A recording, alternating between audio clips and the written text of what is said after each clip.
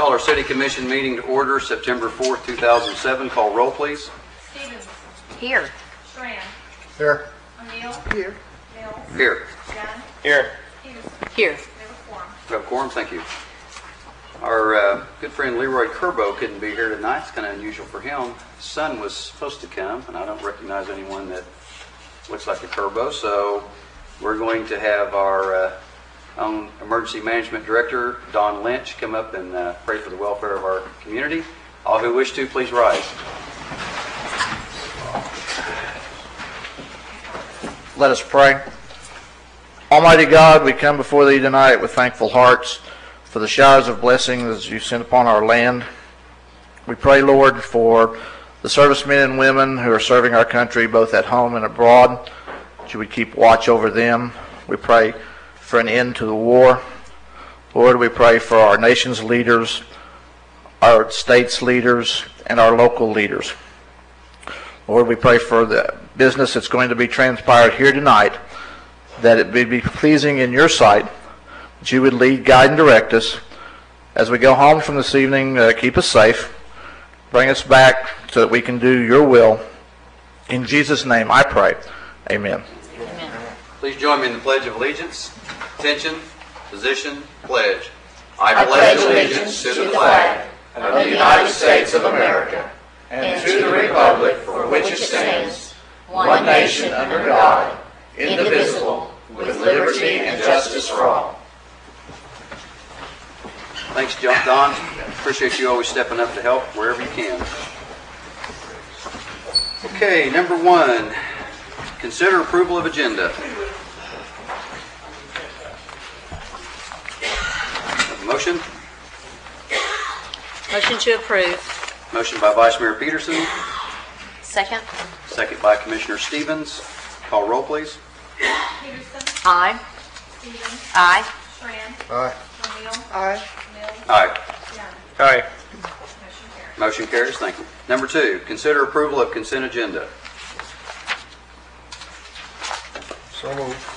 Motion by Commissioner Strand. I have a second, and I'll ask for Second it. Second by Vice Mayor Peterson. Items be full. Yes, I have a word change in the minutes. Item B. B. All right. Anything else? Okay. I have a motion and a second to pass everything except for B. Call roll, please. Strand. Aye. Peterson. Aye. Stevens. Aye. O'Neill. Aye. Mills. Aye. Young. Aye.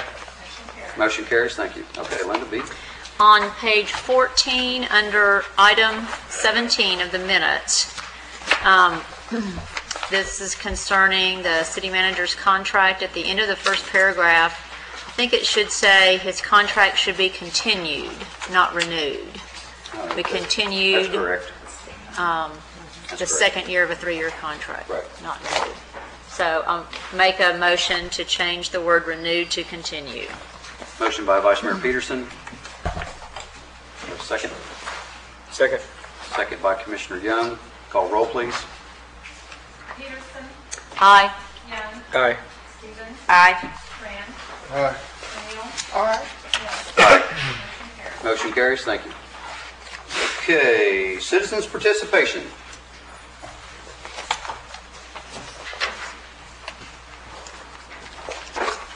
Pretty quiet. Okay, gone. Moving on to proclamations and presentations. I'd like to, before I go down, have a couple of resolutions I'd like to pass, get passed. Resolution number 6311 relating to the retirement of Alan Heilman. Make a motion to approve. Motion by Vice Mayor Peterson. I second it. Second by Commissioner O'Neill. Call roll, please.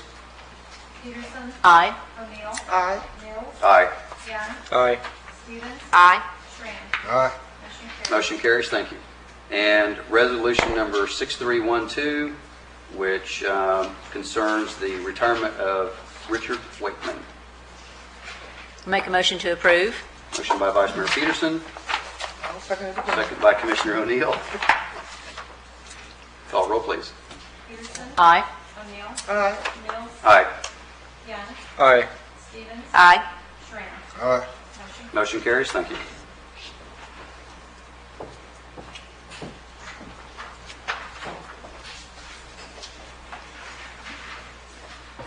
Don, you want to come up again? We're going to have a National Preparedness Month proclamation. Keep you busy tonight. Okay, whereas National Preparedness Month is a nationwide effort to encourage Americans to take simple steps to prepare for emergencies in their homes, businesses, and schools. And whereas throughout September, the U.S. Department of Homeland Security, the Oklahoma Office of Homeland Security, and the Shawnee Police, Fire, and Emergency Management Departments will work with a wide variety of organizations to highlight the importance of family emergency preparedness and promote individual involvement in the preparedness activities. And whereas the goal of National Preparedness Month is to increase awareness about the importance of preparing for emergencies and to encourage individuals to take action. Now, therefore, I, Chuck Mills, Mayor of the City of Shawnee, Oklahoma, do hereby proclaim the month of September 2007 as Preparedness Month within the incorporated limits of the City of Shawnee and encourage individuals and families to be informed about the different threats, to have a family emergency plan and disaster supplies kit, and to get involved in preparing the community for disasters and emergencies. Proclaimed and signed this 4th day of September 2007. Don, you want to, I'm sure, tell us about how we're going to be prepared, right? Just for a minute. Okay. Just briefly, we wanted, as the proclamation states, we encourage everybody to be involved, whether it's individual and families preparing their family disaster supplies kit and their family emergency plan, but also churches, schools, civic organizations, anywhere where you're going to be gathered. You need to be thinking about what would I do in case of an emergency and have that plan at least in your mind, if not on paper and practiced, about what you would do there in the event of an emergency. And we have a wide variety that we've experienced here in Shawnee. So we encourage everybody to take time out this month to update those plans and to prepare them if necessary. You can get more information through our office.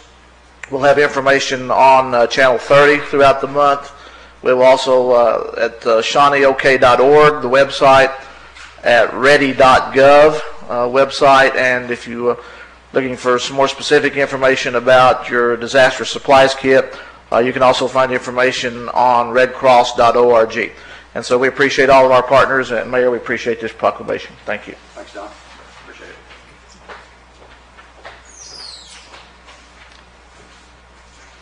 I don't see Alan Heilman. He must be having an extended Labor Day holiday. Imagine that, being retired. Oh, Oklahoma City traffic gets paid that high gas, too. I saw it went up again. Well, I'm going to read this resolution anyway. Whereas August 22nd, 1984 was an important day in the city of Shawnee for the reason that Alan Heilman was hired by the Shawnee Fire Department on that day.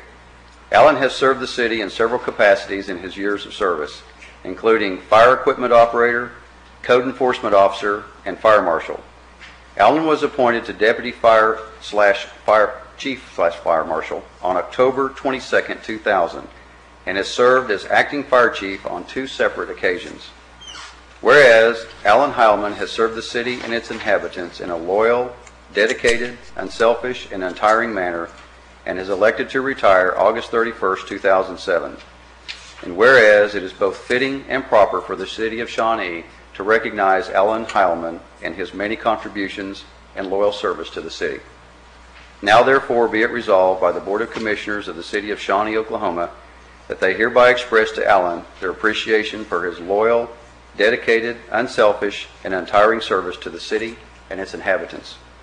Be it further resolved that this resolution be spread upon the official records of the City of Shawnee, Oklahoma, and that a copy hereof be presented to Alan Heilman with the hope that he shall enjoy much good health, happiness, and good fortune in the years ahead. Passed and approved this 4th day of September 2007. So we'll get that to Alan. And we do have Officer Wakeman here, though. So, Richard, will you come forward, please? Kind of undercover back there. I'm used to seeing you in a uniform. Nope. Let's get our party picture first. Get him while he's looking. Thanks, Wayne. I don't want to hurt your feelings. I think Gloria knows how to operate that better than you do. But She's got a better camera. she got a better camera. Oh, I see. You get the hand-me-downs. No, she got the one across. Let's not go there. Okay, a resolution expressing appreciation to Richard Wakeman for over 28 years of loyal service to the city of Shawnee, Oklahoma, directing that said resolution be spread upon the official records of the city of Shawnee, Oklahoma, and authorizing a copy presented to Richard Wakeman. Whereas May 7th, 1979 was a significant day in the city of Shawnee for the reason that Richard Wakeman commenced his employment with the city as a dispatcher on said date and has served the city and its inhabitants for over 28 years. On August 12, 1979, Richard became a police officer. On August 3, 1986, he became a senior police officer, and on January 8, 1995, he became sergeant. He achieved the rank of lieutenant on May 28, 2006, a position he has held since that time. Lieutenant Wakeman has elected to retire effective August 31, 2007. Whereas Lieutenant Wakeman has demonstrated his ability to meet the challenges given him with dedication and loyalty throughout the years. And whereas it is both fitting and proper for the city of Shawnee to recognize Richard Wakeman for his many contributions to the city. Now therefore be it resolved by the Board of Commissioners of the city of Shawnee, Oklahoma, that they hereby express to Lieutenant Richard Wakeman their appreciation for his many years of service to the city and its inhabitants. Be it further resolved that this resolution be spread upon the official records of the city of Shawnee, Oklahoma, and that a copy thereof be presented to Richard with best wishes for many future years of happiness. Passed and approved this 4th day of September 2007. Richard, thanks again. 28 years, surely you got to say something. We appreciate you. We appreciate you. There's a lot of good memories, lots of friends in the whole city, not just the police department. So I spent lots of time down at the garage seeing Brian here. I was a inhabitant of there for a long time, working with them. So, but just like our soldiers too, keep our guys in your prayers, okay? That they'll be safe. So. Thank you, Richard.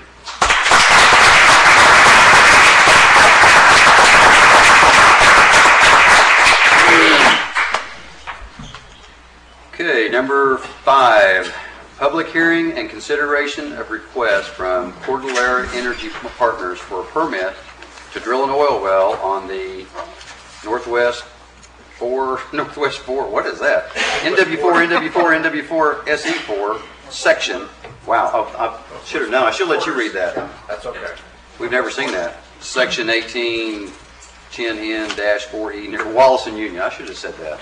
Wallace and Union. So we'll open the public hearing. Staff report.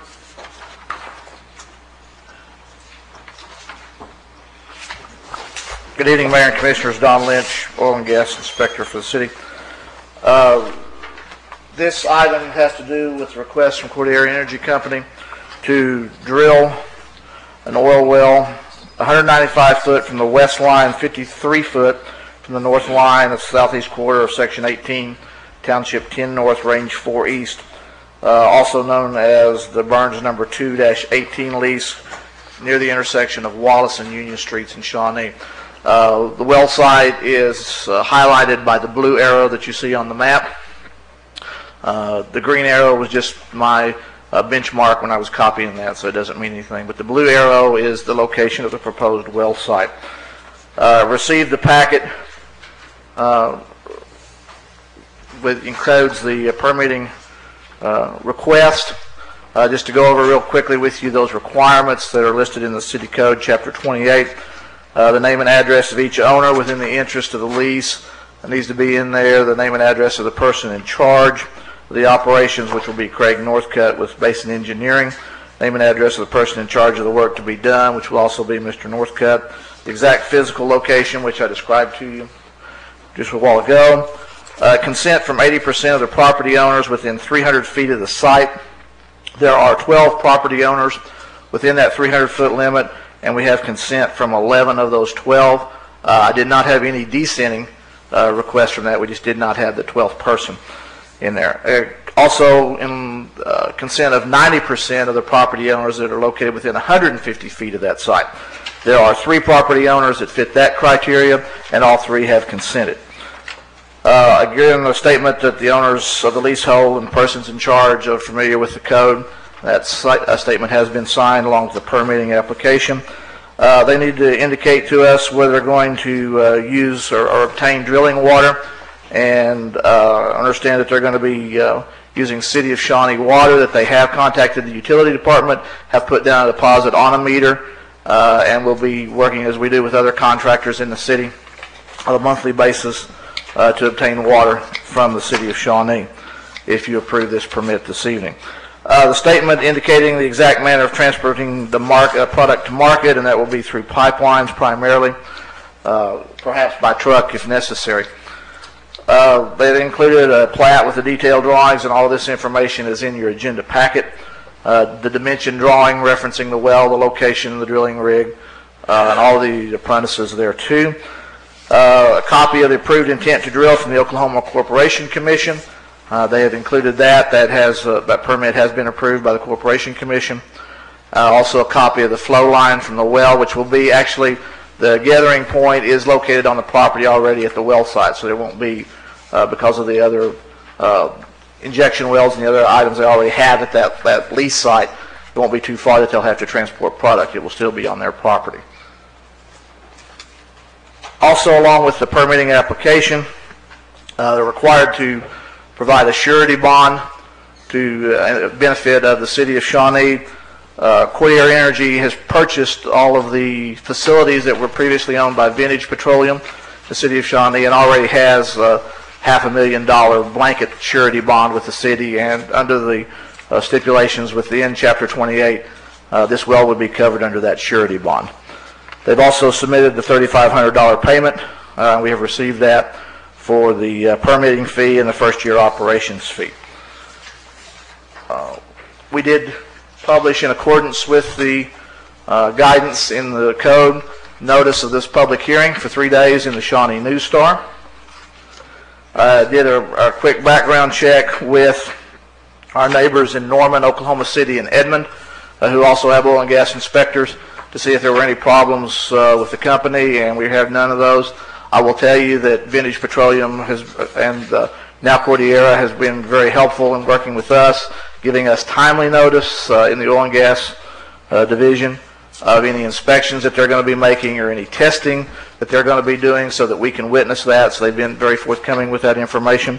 And we did have one instance within the last year where they had a pipeline rupture, and they were very quick to get on that problem to help mitigate any consequences of damage from that, to fix that, and to clean up the area. So they were very helpful in that, and so we would have no problems with their background that we could find on that. I will tell you that their representative, their permitting agent, Mr. Rick Connor, is here this evening to probably speak in behalf of this, and if you have any questions on the process, he'd be willing to address those to you. Just as a reminder, you do have the right, if you choose to refuse the application based upon the proposed well, the character and value of the improvements in the area, or anything that you find that would constitute a hazard to the public health, welfare, and safety if you do find that. I'm not recommending that. I'm just telling you that, again, that is your option if you choose to do that. So that's the staff report. Everything in the application, everything in the background that we could do is fine and is all in order. How many wells are on that site now? I believe you have 7? Okay. 7 wells. Yeah. Okay. This will be the 7. You have 6 currently. Yeah, this would be the 7th. You guys have any questions before we call for? Okay. Anyone that wishes to speak against? And anyone that wishes to speak for this proposal?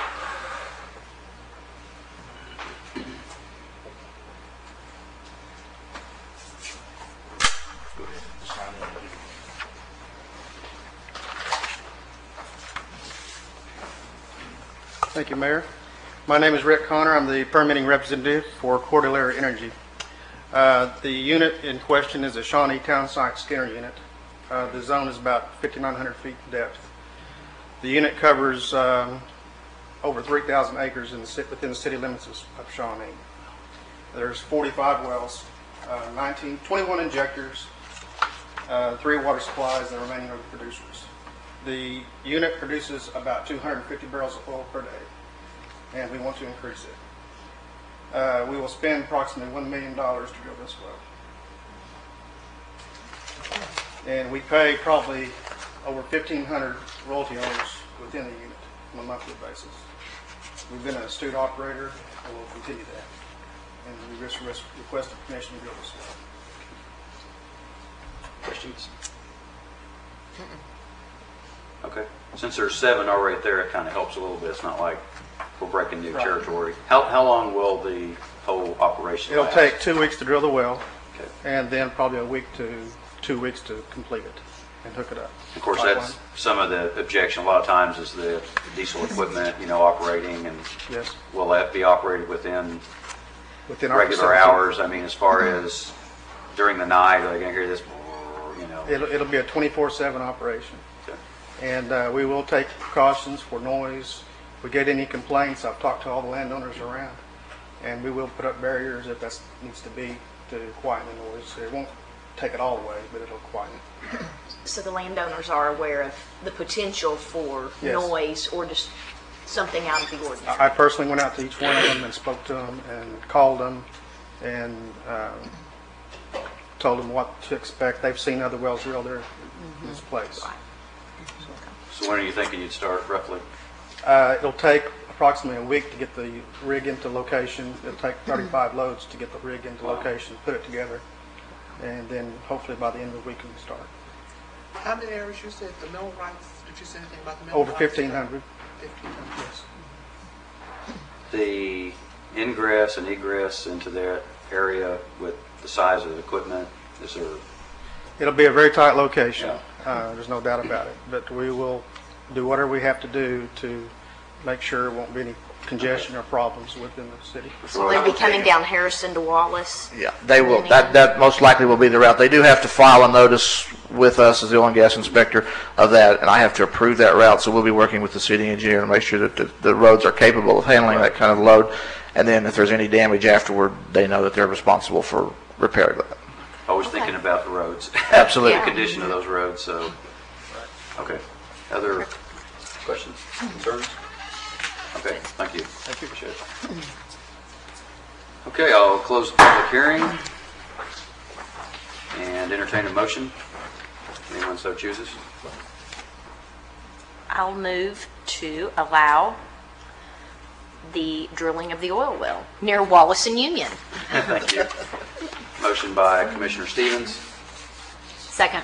second by Vice Mayor Peterson. Read the title, please. Or is there? Okay. Just that? Oh, okay. Public hearings always go with resolution, seems like it. So. Yeah. Call roll, please. Stevens, Aye. Peterson, Aye. Tran, Aye. O'Neill, Aye. Mills, Aye.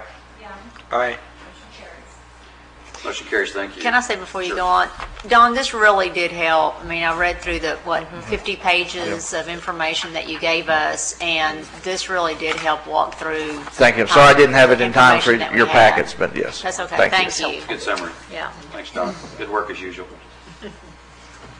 Okay, let the drilling commence.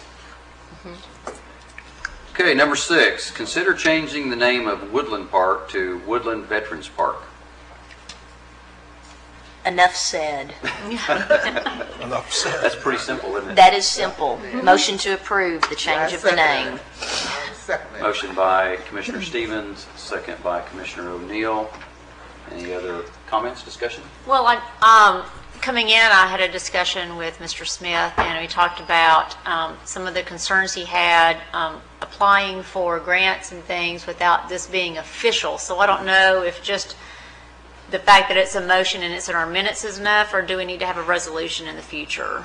A resolution will be adapted, right, John? We'll do it. Can we do that? An ordinance because it's on the inventory with your park names in the code book, so I have to change it. Okay, so if this motion passes tonight, then we'll have that. Okay, very good. Very good. Okay. Okay. Other concerns, comments? Call roll, please. Stevens? Aye. O'Neill? Aye. Mills? Aye. Young? Aye. Peterson? Aye. Tran? Aye. Motion carries. Motion carries. Thank you. Okay, number 7, discuss and consider financial assistance on part of the city to facilitate Woodland Park becoming Veterans Park. Or Woodland Veterans Park, right? I think the idea is to help them with some seed money in order to get the actual monument, in a sense, the structure out in the park. Well, I had a conversation with Bill Ford just the other day, and I asked him about this item, and he said that he was paying for the design. Yes. He was working with Don Price, I think, on the design of with Tom and all the other veterans who have had meetings. Right.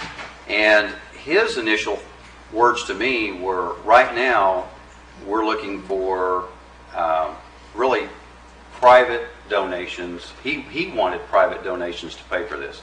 He wanted the citizens of this city and this region, this county, to step up and help build this thing. From the city standpoint, the land, and I don't know if we have to have any kind of in-kind money. He was not talking about a big financial commitment from the city. Right. I don't think they're So talking that about was what he financial said. commitment. And we've already had volunteers who have stated that they would do actual work and provide supplies Oh, yeah. for various things. Construction work or whatever. Right. And so, Okay. and with the purchase of the bricks, everybody needs to buy their veteran a brick. You get That's those going to forms be- out so we can start showing them on TV here. And, A lot of the donation and stuff. But the concern, I think, was that Tom and I were both at their meeting a couple of Saturdays ago. Just a commitment from the city of Shawnee that we're going to give this land, and that if they need a little bit of money to get started, let's get it started so we can get it finished. we could basically just pass our intent, and then we can fill in the blanks I later. believe Absolutely. Mr. Ford said he wanted a clear intent from the city Yes. Of support, of Right. support. of support, right. And I talked to Mr. Collard about it during the week, and city manager's office mentioned words to the effect of having Parks Department help out with in any way that they can. Right. And that'll be the financial contribution of the city Okay. by Which is kinda our in-kind. labor and Right. in kind. Okay. And I guess this would be a good time for me to tell you what I've been doing the last day or so. I've talked to Mr. John Waldo about, he was instrumental in our capital improvement projects 8 or 10 years ago, 7 or 8 years ago. The Expo building, the regional sports park, water treatment plant, and downtown streetscape. I believe he's out of town today, but he said he was going to check the contracts and dig into his records and get back with Mr. Canavan, because I guess they worked on it previously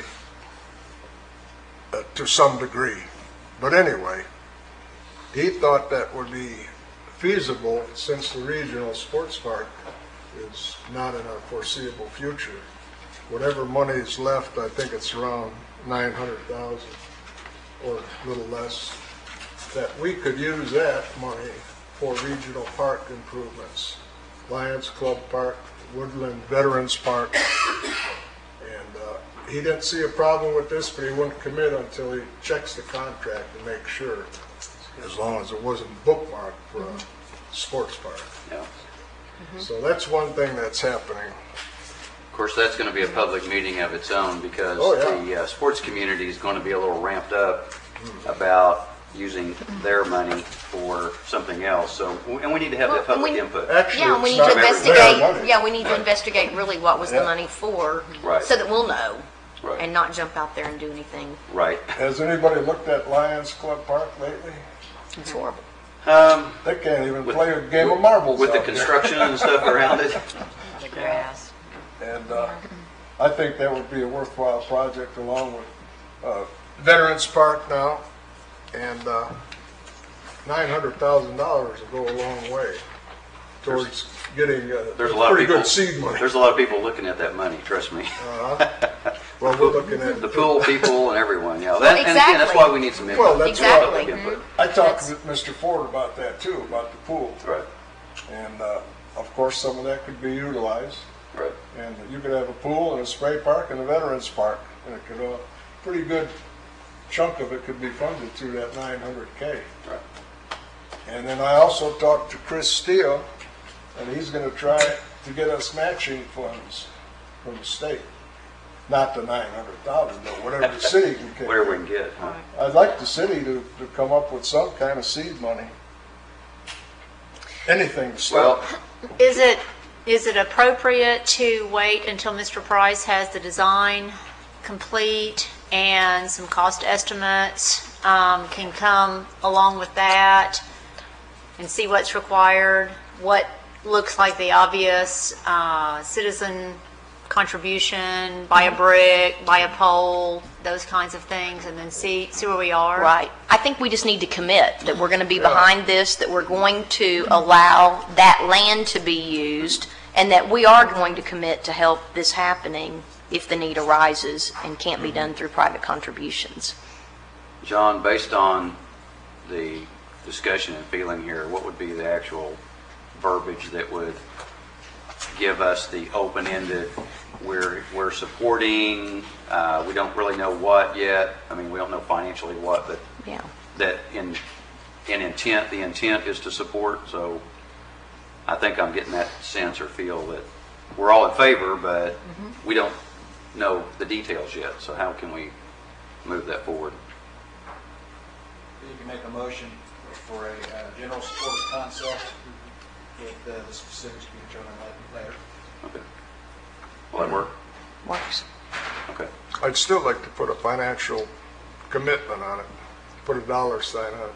But we don't know what that is. But we don't know what it's going to cost. Well, we know it's going to cost more than we're going to put up for seed money. But it's entirely possible that Well, people they in this don't say community that. may pay 100% for it. Right. I mean, I've maintained that all along. I think we're going to step up. Well, what's the I mean, old saying? I want us to give something, but I don't know that we can say we're going to give $5,000 and then at the end of it, if we have $5,000 left over, who gets that money? No.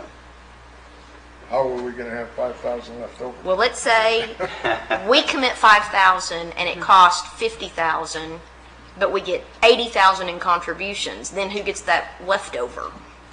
I mean, you know what I'm saying? I just don't want. Well, let's take it one step at a time. Yeah. Let's, Right. again, let's approve the concept, and then Commit. as we move forward with the design, figure out how much do we need to put in to help this thing. To make it I happen. mean, because we're all in support of it. I don't think there's any question about that. It's give us the details, and then Right. we're going to step up. You know. One more question for City And we are Attorney. going to have, and something else to think of, and this was just brought up, maintenance. That's going to be one of the city parks. So we're going to have a maintenance commitment to that That's in, forever. So we that's need in to the city remember charter. that. We have to maintain. Well, exactly. So we need to remember that. We have that financial commitment that by allowing the Veterans Memorial to go in there, city we're property. committing That's money in the correct. future. That's The correct. the advantage, of course, is that it doesn't increase the footprint of the existing park Right. system. Right. So, yeah, unless it's some really well-defined, really intense maintenance effort, it won't have any impact on it. Right. John, I got one question for you. I've never met this Mr. Waldo, but I talked to him this afternoon, and he said he's going to check the contract like I mentioned. If he gives the okay, after he gets together with you, gives the okay on releasing this money for the sports park for other regional parks, what process should we have to go through then? Do you have any idea? Well, he'd bring it, he'd have to certify that that money is surplus now. If you do not do a regional park is not to be done, and then we come before the commission at that point, it's what you declare it, you would declare it surplus, and then you can spend it however you want on Okay. on the remainder of the projects. Okay. And if the contract, depending again how loosely it's written, it may free it up for you to use it for any purpose.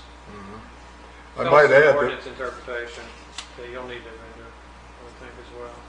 Because his comment will be on the bond documents Right. themselves. right. Yeah. It seems to be a gray area. Nobody can remember how this was financed and where the money came from. Well, we borrowed the money. Yeah, from BOK as far as I know. Right.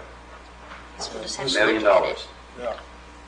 No, it was more than $1 million. Well, there was the whole project. Well, all that part four. was $1 million, Yeah. yeah. It's $5 million total. But we've already spent over 100,000 of it. Right. That's correct. Okay. I'm going to let you make a brief comment because we're moving down the path This is here. going to be quick. Okay. You asked for citizens' participation in raising the funds. Well, that was earlier. That's none of it. Tom don't know this, but our DAV chapter has voted tonight to purchase the first United States flagpole for it. Okay. Excellent. Thank you. Wow. All right, thank you. Well, let's move forward here, and like I said, let's use our verbiage. Let's get the first step going down the line, and we get the actual details and the dollars, and then we'll plug in those numbers. Whatever it's going to take, we're going to make this happen. So, I'm going to buy a big brick. How about that? I want a family brick. Well, my dad served World War II. I'm supposed to pick so- up sometime next week, first 16 bricks. Okay, we need some of those forms. How do you buy them? Because I want to buy Yeah. them. Yeah. Yeah. The first one we put out, we put on a 3x5 card, took them up to Acme Brick, and they've called me, verified names and things, and Isaac Brandon has the first brick that was ordered, How much are they selling for? 25. Okay. Well, there's two different sizes though, There's right? two different sizes. Well, I do have one man that was a POW for 33 months that wants the large 12x12 brick. And how much is it? That's 100. And if we can find somebody that'll go a little cheaper on the bricks, understand that's what we're selling the bricks for. That's not the cost of them. The excess amount will go into a maintenance fund to keep these things flowing. And something in the paper, they said they're going to make this thing out of concrete. No. Is that true, Tom, that the Navy bricks are a little larger than the Marine bricks? We're setting those a little lower so they'll be underwater. In the water. Don't go there, right? By submarines, that's submarines, okay. We don't want to sink his ship. Sir, I'll take that as a remark for the nicer side of you, because I know you can be something else. That's why. I could have told an old Marine joke, but I won't do it. Well, I've heard most of them like blondes, but personally, thank you, gentlemen and ladies, for your action tonight on the Veterans Park. I still think memorial, since almost 10,000 of these guys are dead. There's a whole bunch of them still alive. I know there's a bunch of us. Yep. All right, thanks, Tom. Thank you. Okay, so did anybody get a motion out of that from John that We're supposed to consider, where do we get a motion moved? Okay. discuss and consider? You got it? Motion in general support of the concept with financial details to be determined later. That sounds good. Perfect. Also move. Moved by Commissioner Stevens, Second. second by Commissioner O'Neill. Call roll, please. Stevens. Aye. O'Neill. Aye. Mills. Aye. Young. Aye. Peterson. Aye. Tran. Aye. Motion carries. Motion carries. Thank you. Okay, number 8, consider Oklahoma Municipal Retirement Fund lump sum payment from defined benefit plan and refund of contributions from the hybrid plan for Matthew A. Winston. Who's speaking to that? Is that Again, we do this on a pretty Boilerplate regular stuff. basis. Okay. That's boilerplate. He is an individual that worked for us a long time ago, and it's just now applying for Oh, it. really? Okay. All right. Do we have a motion? Motion to approve. Motion by Vice Mayor Peterson, Second. second by Commissioner Young. Call roll, please. Peterson. Aye. Young. Aye. Stevens. Aye. Tran. Aye. O'Neill. Aye. Mills. Aye. Motion carries. Motion carries. Thank you. Number 9, consider Oklahoma Municipal Retirement Fund lump sum payment from defined benefit plan and refund of contributions from the hybrid plan for Michael Southard. Nay. Yeah, can we postpone this one until after 11 For or a couple of out years. of 11? But no. You want to defer this? Be ugly to him, and he's still not here, huh? Make a motion to approve. Motion by Vice Mayor Peterson, Second. second by Commissioner O'Neill. Call roll, please. Peterson. Aye. O'Neill. Aye. Mills. Aye. Young. Aye. Stevens. Aye. Tran. Aye. Motion carries. Motion clearly carries. Thank you. Number 10, consider a resolution approving an exception to the city policy to allow Richard Wakeman to keep his handgun upon his retirement. Recommend approval. Okay. He's of sound mind and You- body. Well, I don't know if I would. No. I think he's a safe bet. Okay. Well, I think he's got a pretty good chaperone there that's going to keep control of him. So Anybody that wants to keep a block, let them have it. He's earned it. He's earned it. Okay, I have a motion. Move to approve. Motion by Commissioner Second. Young, second by Vice Mayor Peterson. Read the title, please. Resolution of the City of Shawnee, Oklahoma approving exception to the city policy to allow Police Lieutenant Richard Wakeman to use handgun upon his retirement. Call roll, please. Young, Aye. Peterson, Aye. Stevens, Aye. Tran, Aye. O'Neill, Aye. Mills. Aye. Motion carries. Motion carries. Thank you. Number 11, discuss and consider amending ordinance number 2247NS regarding sidewalks. Again? One of our favorite topics. We got to Been doing this for clarify. 3.5 Sidewalks go years. round and round. It's got to be clarified. I've lost track which half this is that I'm worrying on this one. But as the memo states on 100, page 100, there have been several questions concerning at what point do we require the construction of sidewalks. Currently, the only definition that we have that gets anywhere close to it is in subdivision regulations for a new development, but that's very broad, and it's essentially everything. And as I understood the intent of council when the ordinance was passed in when was it? April of '06, it was not that encompassing. And so I'm asking for guidance for us to rewrite this ordinance in accordance with your intent, and then we could direct Mr. Canvan to bring it back at the next meeting, which I will recommend at that time we do pass as an emergency. Okay? You know, oh my gosh, we spent so much time on this, and I guess it's maybe never going to go away. Linda and I served on this sidewalk committee with builders and developers and planning commissioners, and our goal was to have sidewalks that would move people around the city, not to go build sidewalks for anyone that just wanted to add on to their house. Mainly it was new developments, which was a big issue, and it was defined on Collector and arterial streets. That's right. Primarily. But for someone remodeling a house or out in the middle of nowhere. Or a small addition. Small additions. Closing a porch. Yeah. New development was what the definition was. That was my understanding, Right. and that was how I interpreted the intent of council. But it would we'd be on more solid ground if we just locked the wording in. I also put in the memo the next last paragraph in there that some other issues to consider is if you want to require sidewalks for a change of use. For instance, the building stays the same, but it goes from being, I don't know, a house to a business or something. Then, particularly if it's a people-type business, or if the property is on either side, or one side has a sidewalk. So I asked Nancy McNair, our substitute planning director, I guess that's close enough, isn't it, to do some research. And essentially you found that it's pretty much all over the map on this puppy, isn't it?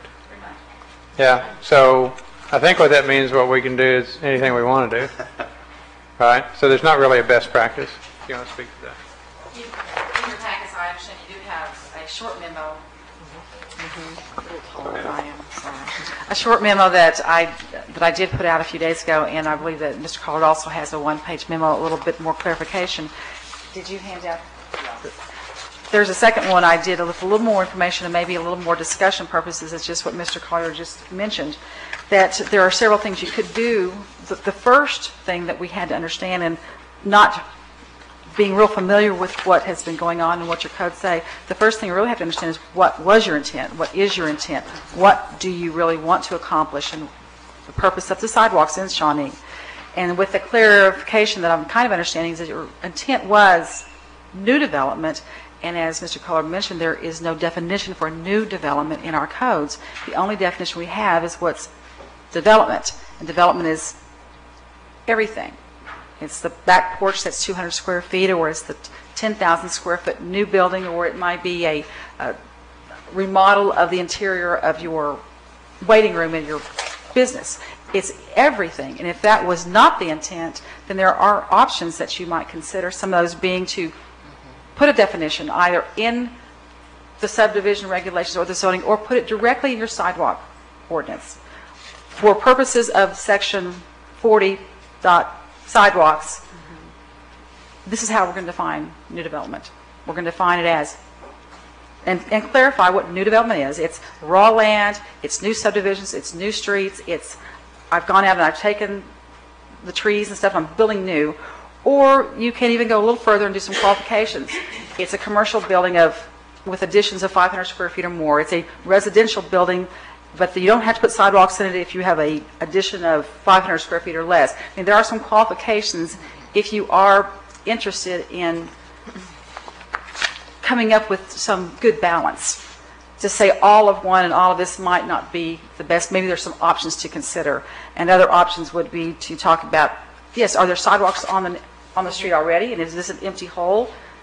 And even if it doesn't meet the qualifications of, you don't have to for this reason, but if there's already sidewalks there, they should fill it in. And so there's a lot of little things that kind of go over maybe the best thing I might offer is if you have some guidance of your intent at either 2 weeks or 4 weeks, whatever is appropriate, that we would come back with an actual draft change that you could consider more specifically, other than what we've given you tonight are some ideas, because as we mentioned, taking a poll of about 10 or 15 cities in the state of Oklahoma, it's a broad range from we don't require them at all to just almost what we're doing. We require on absolutely everything and everywhere in between.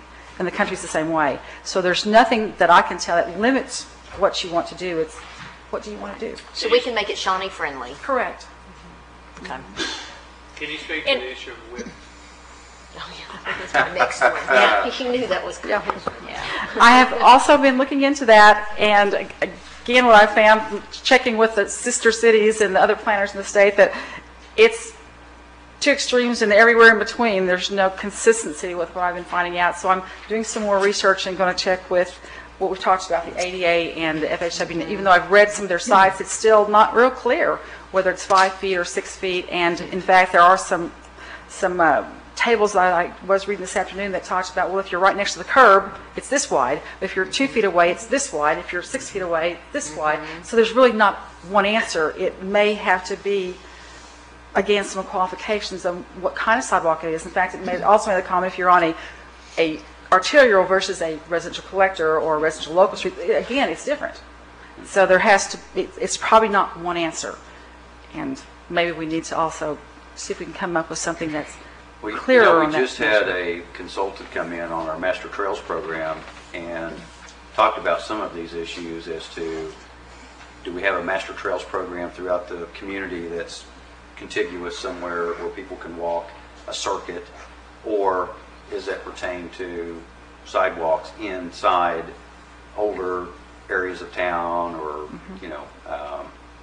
we've been through some of those issues and had some public input. So we need to go back and really revisit that, and that's very fresh information. So, I don't know. And as a matter of fact, I did find 1 or 2 cities, one in Oklahoma and several around, that they just basically did adopt a sidewalk or a pathway plan. And it specifically spelled out where the paths go, where the sidewalks go, how they connect, when they connect, and at what point all that occurs. And so if you wanted to be that detailed, you could also do that. I mean, I'd hate to see us have this consultant come in and get some public input. Actually, we had some public hearings and get input on this Master Trails program, which is going to move people and bicycles and skateboards and all kinds of things throughout the community, and then just throw that away because we've got some good research and it's very current. Okay, well, I didn't know that, so I will get that study and look at it. So with that, we'd be interested in your thoughts. And what I'll do is, and Nancy and I will do is take down some key concepts from you all in the next few minutes, and we'll try to fashion that into an ordinance. Are you going to bring us back some other data, or are we going to just kind of give you a little direction now? Is that what you're I'm asking for some direction now, what you want to do. I mean, I know there's some people that have some construction projects right now. Yes, sir. Still holding. Yes, sir, they are. And I don't know if you can we can give you the authority that we gave Mike Southard to make that call, and then bring back some more additional information for some better long-term decisions. You can do it either way. I made a judgment call about 10 days ago. It was really impossible in essence. I mean, in a sense, nothing's impossible, but it would have been very impractical to require 6 feet. So I went out on the site and given the location utilities and so on, and there is some phraseology in the current ordinance, and I allowed for a 4-foot 9-inch. However, that was unusual circumstances. What we're talking about right now is where there aren't any unusual circumstances, just real plain, there are no geographic problems or anything of that nature. Again, the way I interpreted it was a new building. Right. Okay, and I didn't really even think about the change of use issue until here recently, but it's also relevant. And I'd like to get some input from you, how you feel about that. Just like Kickapoo, we have more and more older homes turning into businesses. Yes, sir. We have a lot of traffic from OBU going to the mall or going to restaurants. So a lot of people walking up and down both sides of that road, especially from OBU. And again, a lot of those older homes along there are turning into attorneys and insurance agents and so forth. And at some point, we're going to have those sidewalks in place. Now, again, that's a use change and I assume that's kind of one of the things you're talking about. Yeah, for instance, I wish I could have a whiteboard to put some options on right now. Back there. Oh, yeah. Yeah, I'd forgotten about that. But for instance, we could say, change the wording of an ordinance that this will apply for construction of new primary site buildings. So for instance, you already have a house, so it would not apply for constructing a garage. Now again, that assumes that it meets all the other requirements, the setbacks and coverage requirements, okay? So one possibility, it's not even a suggestion, but something to think about, as I understood the intent, is this applies for the construction of a new primary building on site, regardless of whether there are sidewalks on either side. Or you could say, in addition, it applies to any construction over X number of square feet if a sidewalk is on one side or the other. In other words, it's already there next to it, so to speak. Does that make sense? Mm-hmm. Did I say that right? I think I said that right. So that might be one way to address the majority of them, but I'm open to anything y'all want to do. Linda spends a lot of time at planning commission meetings and was on that committee as well. I don't know if you want to confirm our thought or... And some of the items that's in this third paragraph are items that we didn't talk about in detail then too. But I know that it was certainly my intent when I approved the sidewalk ordinance that we had, that it was not for additions to houses. It was what I thought of as brand new development, something new on a piece of property. Yes. Mm-hmm. And that's still is my intent. So I would say that that's my intent right now. And if we allowed verbiage in here that does not meet that intent, I would like to see it changed. As we go to change of use, it's an interesting concept. I think one of the things that we tried to look at when we were talking about, was it older neighborhood or newer neighborhood or commercial or residential, when we laid out arterials and collector streets, I think that was something that we were thinking that label meant where you might need safe passage for pedestrians or bikes or something like that. And that would be what the primary goal would be try to get some sidewalks on those locations. So whether that was commercial or residential, it didn't really matter. If it was an arterial or a collector, we needed to start beefing up the quantity of sidewalks we had. As we go change of use, though, probably either way, especially as it goes up in use, I kind of like that idea.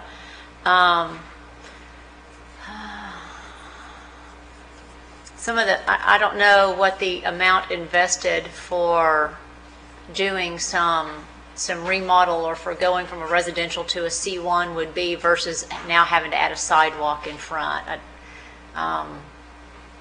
Before when we talked about bringing buildings up to code, if you were doing different things, there was some kind of a rule of thumb. I don't know, is it 20%? 20% of what you're investing in, you do 20% of your total. You would do like 20% improvements to start bringing other things up to code. So I don't know where that rule of thumb is. I mean, I'm not a builder. I'm not pricing that out. I mean, a 6-foot wide sidewalk along some links on some of those properties on North Kickapoo is a lot. If all you're having to do is hang a shingle out and go, okay, now, I'm an attorney here at this house. But I think what we have to remember, and let's kind of think this through, a change to a commercial use, that person's there to make money. And as a result of that, they have a commitment to our community for the quality of life, as opposed to just a homeowner changing their house a little bit. Because the idea when you change something into a commercial building is that you're going to make money. So they don't, lawyers don't just hang out their shingles to not earn an income from it. So I think that kind of is going to require us to really look at change of use, especially along Kickapoo, because all those old homes out there They're all going to be businesses. are going to be businesses. And so that whole area is changing. So maybe we're going to have to look at change of use. I kind of like that. Think about the mess we've made on Highland. Honestly, we've done commercial to residential, residential to commercial, all within a block and a half of each other. But it's still, it's still a major street.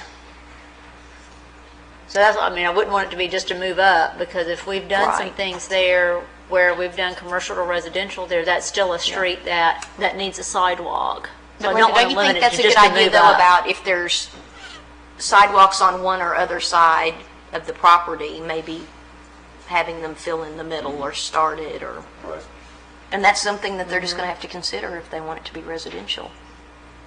I think the problem here, people need to know what the ordinance is and how it's going to be enforced, because I think we've just been up and down and all around and just subject to one person's interpretation. We just need to define it a little more. Well, or based on the plan. Define the areas. Something. Sit down and define the streets or areas so there's no wiggle room, no question. This is what we consider to be our main thoroughfares where we want traffic moving, and it's going to convert into commercial at some point, or it's morphing into that. Yeah. And we define it instead of saying, well, we're just going to take it case by case. That's It's craziness. too arbitrary. It's Yeah. craziness. So is that clear? Does that help you? Not much.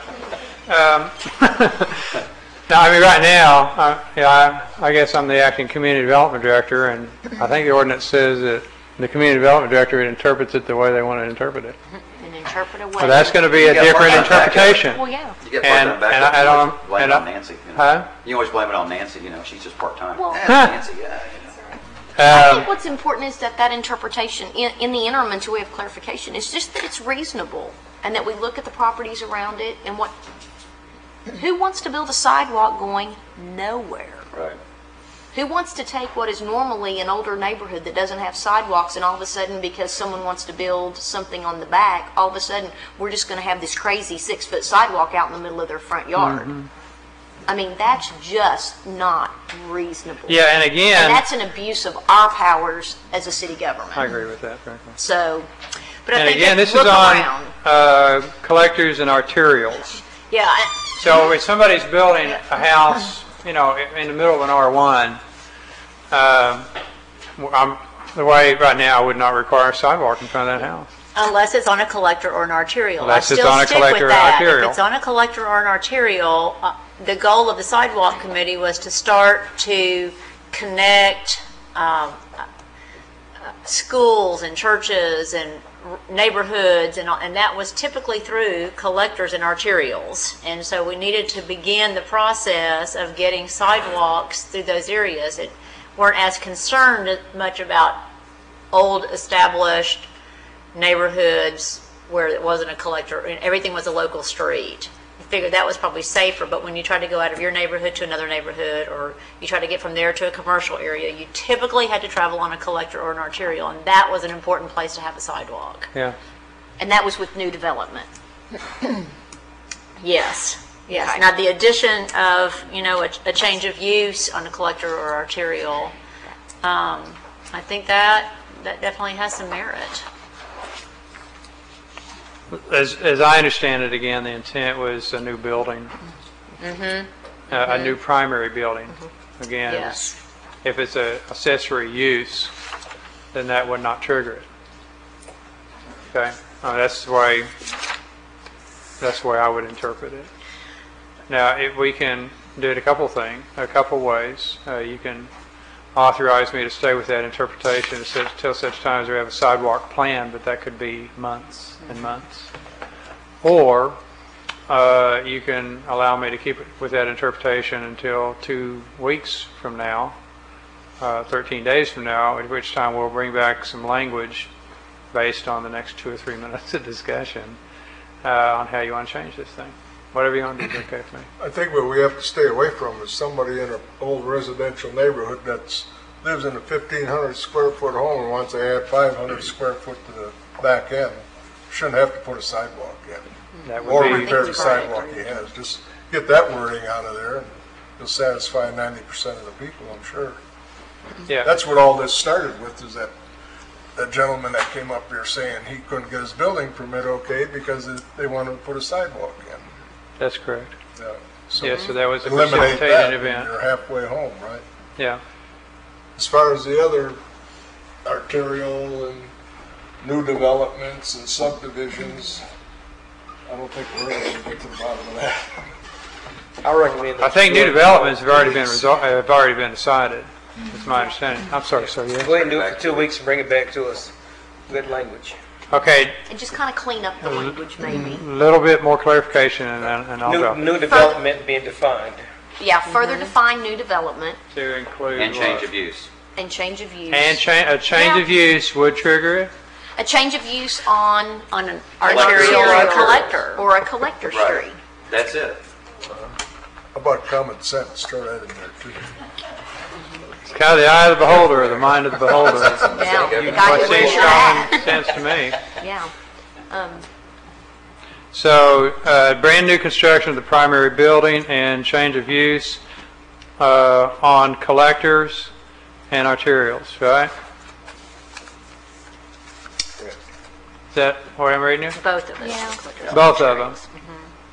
Yeah, or either or. Right, okay. Yeah. Okay. Okay, so new development will now be defined as new construction of the primary building and the change of use on collectors and arterials. We can do that, can't we? Okay? Thank you. That helps enormously. Are we going to talk about the 6 feet? Oh, yes. How wide should these things be? Well, Because think I love to be able to say the national standard is this, but we don't have one of those. About 88. What does it say? Well, we don't that's know open yet. to interpretation. Didn't you tell me some places requiring 7.5 or something like that? Because the ADA gives a requirement for clearance Yeah. for wheelchairs, and you add the two together, it's 7.5. Holy smokes. So they were requiring 7.5. Yeah, that's a big number. Am I wrong, or what? Didn't we have this argument about ODOT coming in and putting in a 3-foot wide sidewalk out there at CVS? Wasn't it 3 foot? Because we were going, okay, how are you guys getting away with this? Because that was their, I mean, they ran that project on Kickapoo, North Kickapoo. Mm-hmm. And I think, did I hear this? 3 feet? Wasn't that it? Someone told me that was a 6-foot sidewalk. That's pretty narrow. Yeah, what we're looking for is consistency. The idea is, and this will be part of the discussion under a subsequent item later, is what standard applies. Are there different standards under different circumstances? And we the need use. to sort that out. I mean, what is the use? What's the use? Is it for moving people and wheelchairs, or are there going to be bicycles and people, or Yeah. is it a master trail? Is it a path, or is it Yeah. a sidewalk for walking? That's my understanding that bicycles are not supposed to be on sidewalks. sidewalks. And skateboards are. Right. Two people walking Skateboarders in are, opposite right? They're okay? directions can pass think one so. another. That should be wide enough. But I don't know. I'm sorry, sir, I didn't hear you. I said two people walking in opposite directions should be able to pass one another without one knocking the other into the street. So what is that, 4 feet? I think that depends on the people, doesn't it? Yeah, it depends on the size of the person. Pam and I would have no trouble at all. Huh? Exactly. You got a concrete man back in the back, he probably knows, or knows what he's grown up with. Yeah, I know, we Link. need to beef this up. Yeah. Yeah. Next 2 weeks is my call. Yeah. It- cost and another thing that you guys And distance from traffic. need to look at probably is liability. Who's liable for the sidewalk once it's in? Is the owner of the property going to maintain that sidewalk if it breaks? Yeah, it is a property. Code to which it's going to be put in, are you going to put steel in it or fiber back? Who's going to maintain it when it breaks or it falls apart after a snowstorm? I think that is pretty well established in case law, is it not, John? It's property owner's responsibility to maintain the sidewalk, and the property owner is liable for any of those incidents. I think that's pretty well established. It's a good question. But the construction of that, is that established, is a good question as to, does it have wire, does it have rebar, is there anything in there? Is, you know, because someone else may come in there and build that, and then the property owner has to bear the cost of trying to replace it at some point. If it's just like our streets that we bond in, if they're built poorly, we're going to. Yeah. Other than Bear the cost. other than a publicly funded project, what would be the case where a property owner would inherit a sidewalk that? I mean, if the sidewalk is in place when they bought the property, then they assume Right. all that. And they assume it was built properly to a certain code or a Sure. certain Right, spec. I guess what the question is, does our code set forth the standard for building that sidewalk? It does. What, John, is there not you have an engineering standard for your sidewalk construction? 4-inch thick concrete. 4-inch thick concrete. And that's it? There's no rebar, is it? No wire or nothing. No, generally you don't do those on sidewalks generally. Because they're not any kind of real load bearing, no load bearing other than the shifting of the ground. And, Compacted base, okay. 2-3 inches, straight, but it depends on the site. Say across the board on the side. But there is a standard for construction of the sidewalk within the code. Okay. And then everybody would need to adhere to that, meaning including the city if it's one of our projects. The question, I think, on the table is really not so much the construction of the sidewalk right now, but the width of it. And that's one thing that we don't have a good handle on because there's no established standard. Well, and my understanding when it went to 6 feet was because that was what we were required, maybe that was an ADA requirement that we had to meet. So I would like to know, is that or is that not true? Or does Yeah. it mainly speak to distance from the road or from the back of the curb? You know, we talk about a 4-foot sidewalk, 2 feet away from the back of the curb, or a 6-foot sidewalk from the back of the curb. It may need to speak to both of those things. I think Okay. that was someone's interpretation. And what we can do then between now and then, Nancy, you can lock down one way or the other the ADA requirements, and then that wording will be in the ordinance that comes back to you. In the meantime, go ahead, you were going to say something? No, I'm not hung up on 6 feet. That just came up in the middle of our sidewalk Right. ordinance Yes, ma'am. discussion all of a sudden. So I don't understand why that, I mean, if there's a legal reason for it to be there, then we need to understand that. Yeah. Seems like that came from someone that we thought had some kind of knowledge that Somebody could wanted to back that start up. something like that. Yeah, let's see. I've been told that recently Yeah, and asked for clarification and proof of it, that Right. that was the standard, especially within DOJ. And We have heard that, but we have not been able to lock that. We have not been Right. able to confirm it so There are a far. lot of ADA sites and federal highway sites that have standards that are, what I would call suggestions. These are good practices, but none of them that I have come across, there's That- a law. It's Right. just, this is a good standard to go by. And so without somebody saying you must do it, there's some federal ADA law that says you must, but they're just letting you look at it, just a good standard. Now, I think, again, the real reason, it doesn't make any sense to put in a 2.5-foot sidewalk. Right. Okay? Path. Yeah. And 6 feet, to me, my opinion as the acting community development director, for what that's worth, that seems like a burden to place on the developer, frankly. So somewhere in the 3 to 5 range, based on maybe the intensity. Maybe if it's going to be a real pedestrian type place, then maybe that makes more sense, or a little wider. Again, Commissioner Strang, getting back to what's reasonable, what makes sense. That's a kind of a tough call to make sometimes. And some people will look at this discussion and they say, why are you spending so much time on this? Well, because it's kind of important to individuals that use the sidewalks. And it's important to the developers and the homeowners who are laying out their hard-earned dollars to build this stuff. So it seems to me that we need to have some sort of understanding of what's fair. Any idea how wide the older sidewalks are in town, like Broadway or any of those streets? I think they're 4 feet. I think that's right also. I think the majority of them are 4 feet wide. Something to be said about people that used to build a lot of sidewalks. Yeah. I was on my, just on a side note, anecdotally, I was on my bicycle quite a bit on Saturday, and riding around some of the older neighborhoods. And it's kind of interesting because you're right. I was riding on the sidewalk. I was doing investigation. Okay, Yeah, you checking the sidewalk. I was examining it. Literally, I was to get a feel for and I'll be riding along, and all of a sudden the sidewalk just kind of disappears for a couple hundred feet, and then it reappears again. Or sometimes it looks like it disappeared, but when I was on it, you could find out that there was a sidewalk underneath there at one time. So it's tough to be consistent. But we do the best we can. Okay, what we'll do then, as I understand it, unless you have any more guidance for me, we'll bring it back to you with these criteria and whatever ADA requirements we have for Nancy.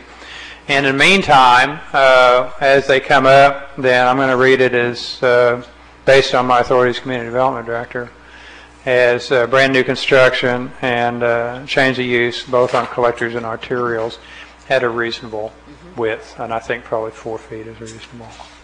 How's that sound? Is that okay with everybody? Nancy, did I miss anything? We need a motion for that? I don't know. Okay. Good. All right. All right. Thank you. Thank you. Moving right along then. Wow.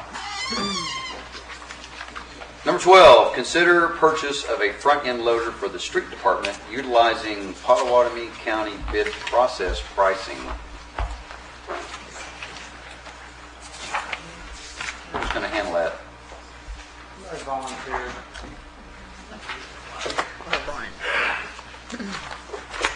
Potawatomi County already has a bid, and we want to try to be a part of that.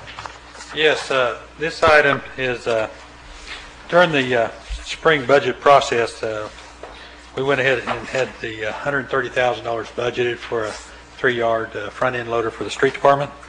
And Brian Woodall came up with the idea to save the city some money, and I think it's a good one, is that the county has already bid out a front-end loader, 3-yard cubic front-end loader. On page 109 is their bid tabulation of the 5 bids they received. The low bid was $116,332 from Warren Cat, and the county has gone ahead and awarded the equipment purchase to Warren Cat. Brian's idea is to go ahead and more or less piggyback onto this bid process, and I believe the City Attorney John Canavan is comfortable with it. So in order to save the city some money, because costs are just going to continuously go up, we weren't in a position to actually bid ours out, probably wouldn't be for another month or two, that we would recommend allowing us, the City of Shawnee, to go ahead and purchase it through the county's bid process. This meets the bid specs? I believe it does, yes. Okay. This will be stored at the county facilities? No, this will be a street. No, this will be a City of Shawnee piece of We're just, equipment. we're just cobbling onto their. We're just utilizing their bid. Okay. So what you've done here is kind of shown the process that the county went through. Yes, the documentation is to show that The county But did this is what we- competitively bid the project. Okay. We received 5 bids. The low bid was a good bid. Okay. Counties awarded it to them. We're just requesting, and the vendor is comfortable with going ahead and providing us that same Okay. piece of equipment Okay. at this bid price. Okay. So we're just asking to go ahead And and you've authorize reviewed us it? to purchase it. And this is what we would have been specking out if you had gone through this process yourself? Yes. Okay. Yeah, we do have 130 in the budget for it. And but the memo says 118,822, but the bid is 116,332? We was gonna buy the 5-year student council program, $7,500. The county has options to do that. That was actually fit in. Okay. Option selection, we went for 118. 5-year extended Ah, warranty. that's the Okay. difference then. Okay. Okay. That's a good deal. Okay. I move to accept this bid. Motion by Commissioner Schran, Second. second by Commissioner Young. Call roll, please. Tran, Aye. Young, Aye. Peterson, Aye. Stevens, Aye. O'Neill, Aye. Mills. Aye. Motion carries. Motion carries, thank you.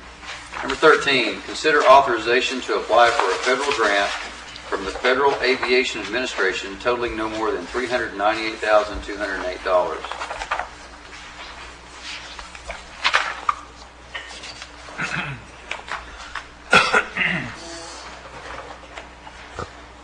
Jerry Sharp, Airport. I need to hand out a change to the second one here. Get that done before we start.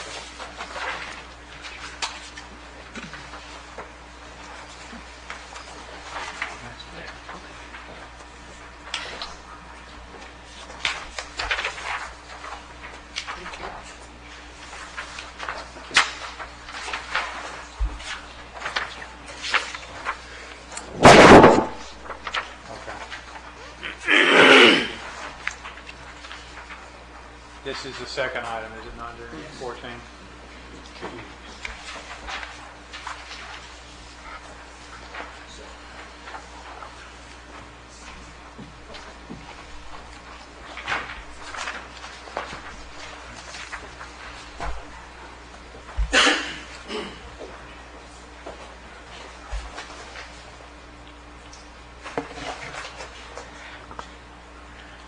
While these items fluctuated and changed several times today, I wrote down some thoughts as far as what we've done so far in dealing with our FAA projects.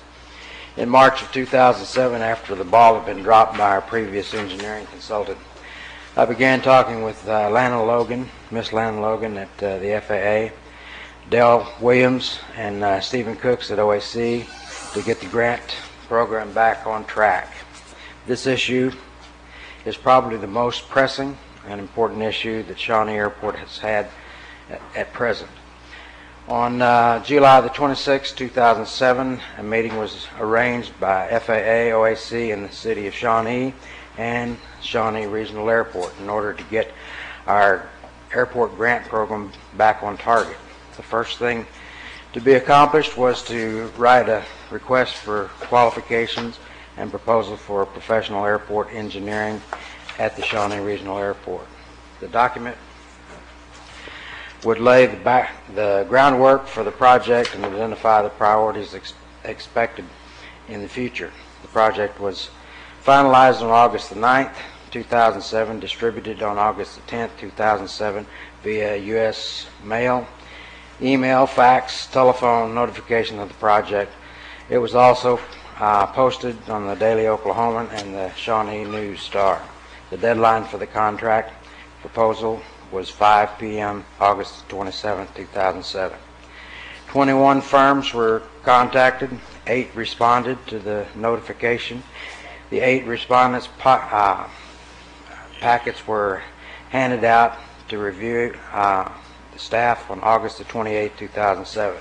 The meeting was held on August the 31st, 2007 to determine the ranking. There was a deadlock between the top 4 candidates. It was determined that the top 4 consulting firms be individually interviewed on Friday, September the 7th, 2007 to determine the most qualified and best fit consulting firm. Final negotiations with the consultants will be accomplished during the week of 10 through 14 of September 2007. Okay, you're addressing item 14 right now, right? Yes. Rather than 13, But, right? but that tells us how 13 is going to be spent. Was that the connection? Yes. Because when I read, I guess 14 is consulting work that's going to be paid out of 13 here. So 13 is that what you're asking for approval on is consulting plus capital? Is that what the 398? The first item, I Okay. moved that back and forth when we first looked at this, and then when we changed it 2 or 3 times, I wound up with it on the other Okay. side. But it's not a problem. We're just going to look at trying to authorize the federal grant for the apron rehabilitation.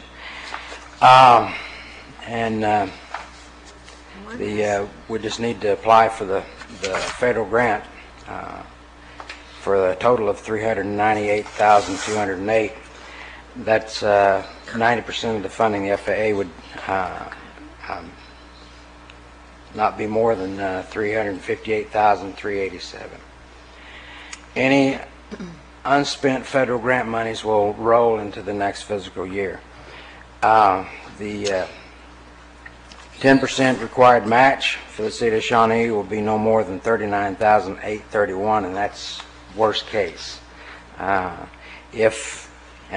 expect that probably instead of the way it's set up, it was money that was left over, and then also a $150,000 grant that was the next group of money that was being put in, and then a possibility of 150 or just 100 grant on the 2008 Can I program. add a clarification Yeah. at this point? Each year we get about 150 NPE, non-primarily entitlement money. Yes. However, there is a possibility that could go down to 100 next year. Yes. That's what that was referencing. Yes. So the question for us then is how do we go about coming up with this match? All right, which could be up to $39,000 on this grant based on what the formula is going to be. Historically, it has been 95% federal, and then the state and local come up with the other 5%, correct? Right. But the Bush administration is proposing that goes down to 90% grant, hence 10%, which would precipitate the $39,000. Yes. Well, what is this 50% down here, this last paragraph? On page 120? Yeah. Yeah, that would be half of the either 5% or 10% match, depending on how the federal government funds it. So, for instance, it has been 95% from the federal government, 5% from the state and local, which is 50-50 split, 2.5% and 2.5%. That's what that is. That's a good question. These items have been known to fluctuate several months prior to being approved, and we probably really won't know much as far as how this is going to pan out or flesh out until probably October. And Jerry, could you explain to them what the money is proposed to be used for, please? Sir? The money's going to be, we initially looked at repairing the ramp out by the paint shop, and between the paint shop and the large terminal building or large terminal hangar. That area needs quite a bit of work. There's areas also out on the runway itself and some of the taxiways that also need some work. We need to crack seal our runway. Our runway is starting to crack all the way down the center. There's 2 very deep cracks that run about 1,000 to 2,000 feet down the runway. Now, after the rain we just received, the last 2 cycles of rain, we're starting to get crossing cracks, which are lateral cracks, so to speak.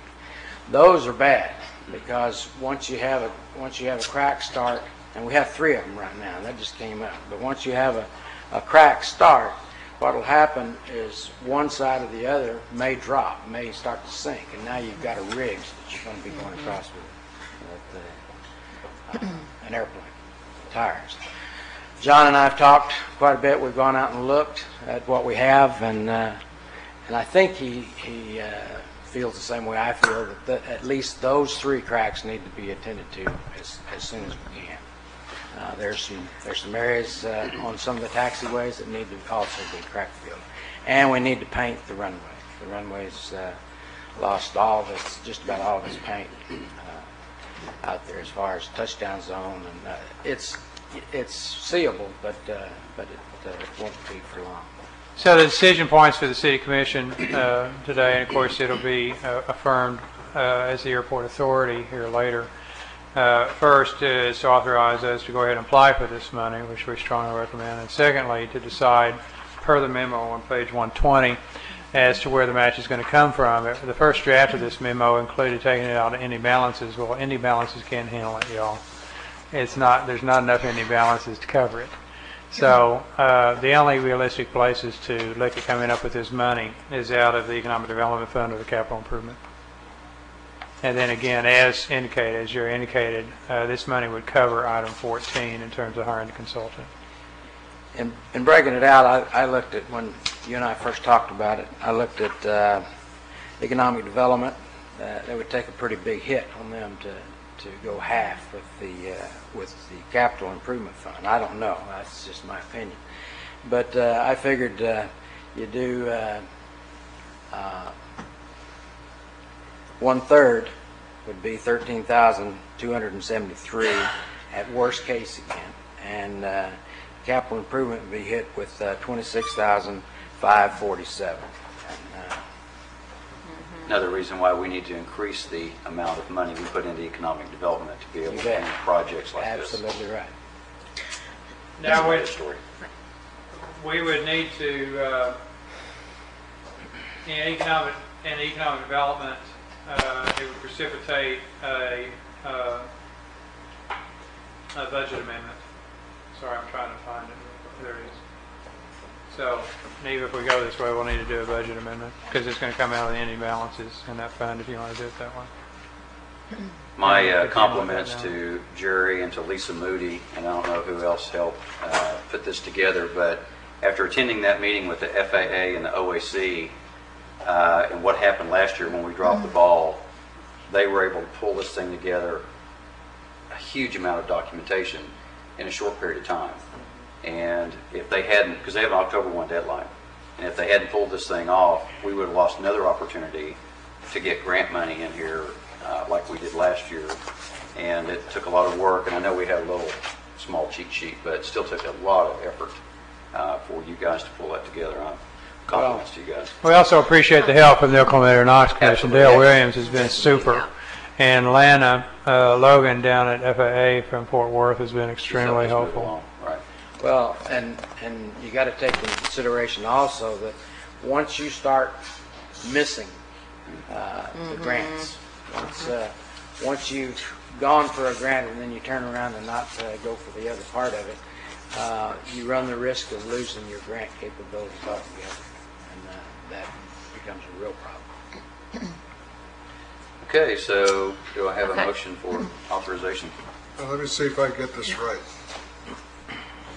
Consider the grant authorization to apply for federal grant. But we have to say where the money's Right. going to come from, because we have to Yeah, with all allocate the 39,000. stipulations on it. Yep. We have $58,387 non-primary entitlement money out of 2006. We have $150,000 non-primary entitlement money out of 2007, and we have a possibility of $100,000 or $150,000 for the 2008, and that's all the money we're going to receive at that point. Yeah, and that money is my understanding. We cannot use that money as match for federal grant because it's already federal money. You cannot. So that we need to be real clear on that. This has to be our money. This 39 has got to be our dollars. It can't be those primary those entitlements. From this fiscal year. Yes, ma'am. We can't go into another one also. The 2008 money that's added into this 398. That is my understanding, yes. And the reason I hesitated a little bit is the federal government's 08 year starts in October 1. So it's our fiscal year, yes. Yes, okay. That technically it'll be part of the federal government's next fiscal year. Yeah, I said that right. It's confusing, but that's right. Okay.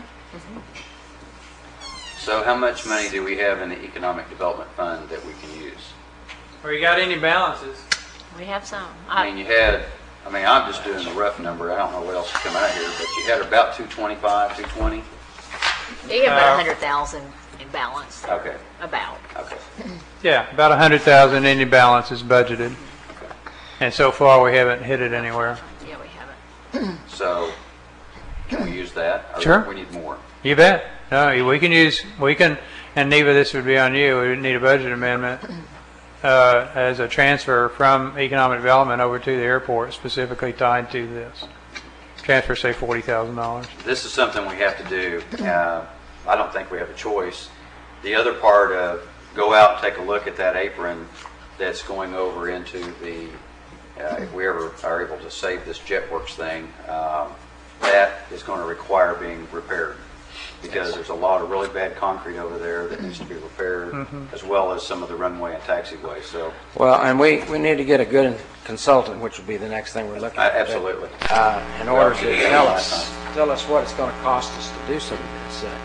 There's a lot of stabilization that needs to be done out on that concrete, but we sure don't need to be going out there and digging up 3 to 4 feet of hard concrete to try to put asphalt down. Hey, if I could go ahead and make a recommendation, then you can play off of that. Just to kind of bring closure here. I'd recommend it come out of the entire 40K. Go ahead and do it 40,000 rather than 39, whatever it is, say 21, $40,000. From any balances in the Economic Development Fund is transfer over for the specific purpose of matching this grant. Okay, and I recommend that we do this project. Well, we've got to do this. It's also the logic is very defensible from economic development because the airport is one of the economic engines and has been identified by both the Chamber and the CDF as a target of economic development emphasis. Okay. Sounds like a good motion to me. Who's going to make that one? Tom started it I off. thought I just did, No, it is. 10 minutes Did ago. you say what he said? Yep. Basically. With the funding to come out of economic development There you fund go. balance. Define. Ending balance, and then Neva will need to. Okay, we'll take that. Motion by Commissioner Strand, Second. second by Commissioner Stevens. Call roll, please. Tran, Aye. Stevens, Aye. O'Neill, Mills, Aye. Young, Aye. Aye. Motion carries. Thank you. Okay, 14. Consider authorizing staff to negotiate with the selected consulting firm for engineering services for the airport improvement project. So moved. Motion by Commissioner Strand. Second by Commissioner O'Neill. Discussion. Call roll, please. Tran, Aye. O'Neill, Aye. Mills, Aye. Young, Aye. Peterson, Aye. Stevens. Aye. Motion carries. Motion carries. Thank you. Okay, Kate, we're down to your item. Been waiting patiently. Consider authorizing staff to spend $11,600 to replace air conditioning units at the senior center.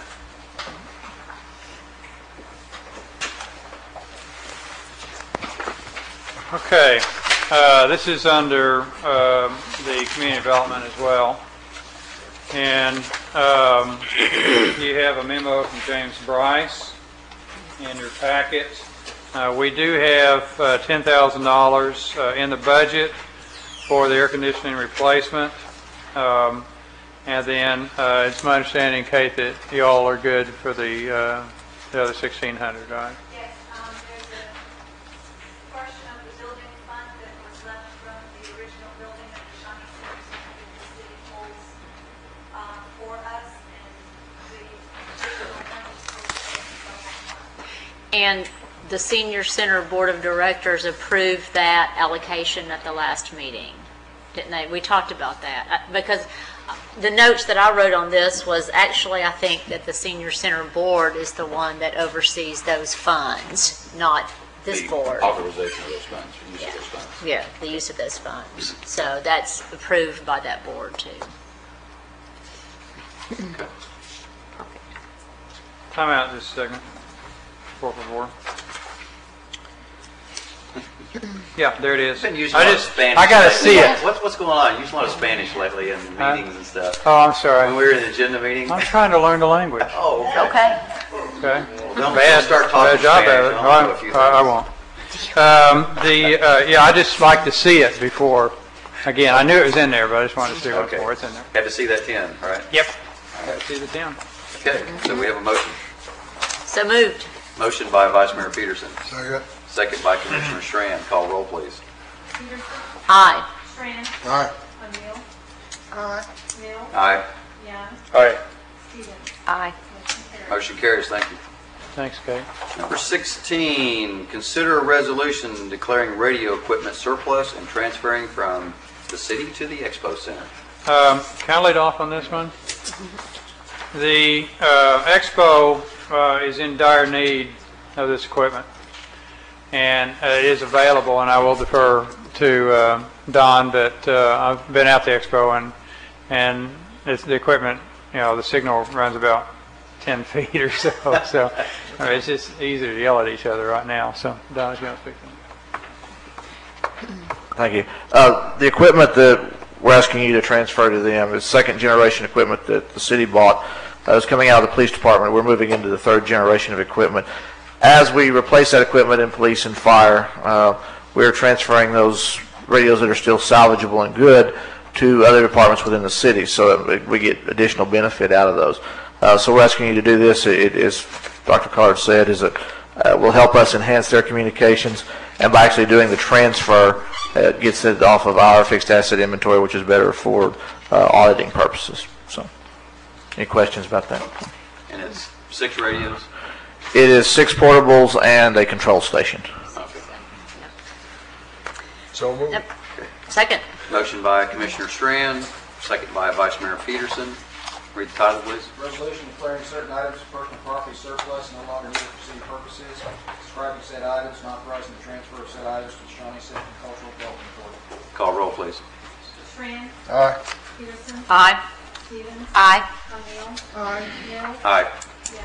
All right. Motion carries. Motion carries. Thank you. Thank you. Thanks, Don. Number 17, discussion and presentation of Kickapoo Street project. It's the John and Rex show, huh?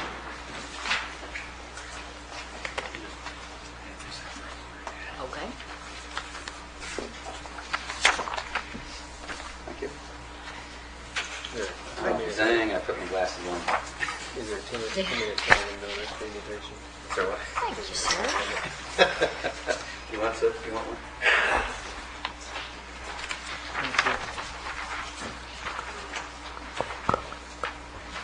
Holy smokes.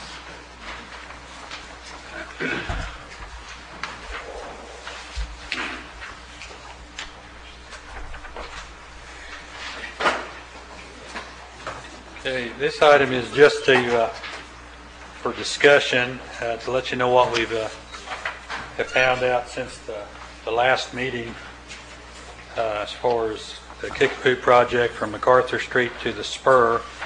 There's some feedback from the commission that because we're redoing Kickapoo Street that we need to adhere to our subdivision requirements as far as acquisition for right-of-way. Our code requires on arterial streets the right-of-way width to be 120 feet. What I passed out to you at the table, let me just explain it real quick because there's not any headings on it, but the first page is the east side of Kickapoo Street, and the second page is the west side of Kickapoo Street. And what we've done, we've got 4 columns there in that spreadsheet showing 40-foot right-of-way, 45-foot right-of-way, 50-foot right-of-way, and 60-foot right-of-way, which would be the 120 for both sides, the 60-foot one. And in those columns for the various right-of-way, we got 2 other broken down to where we identified parking and structure.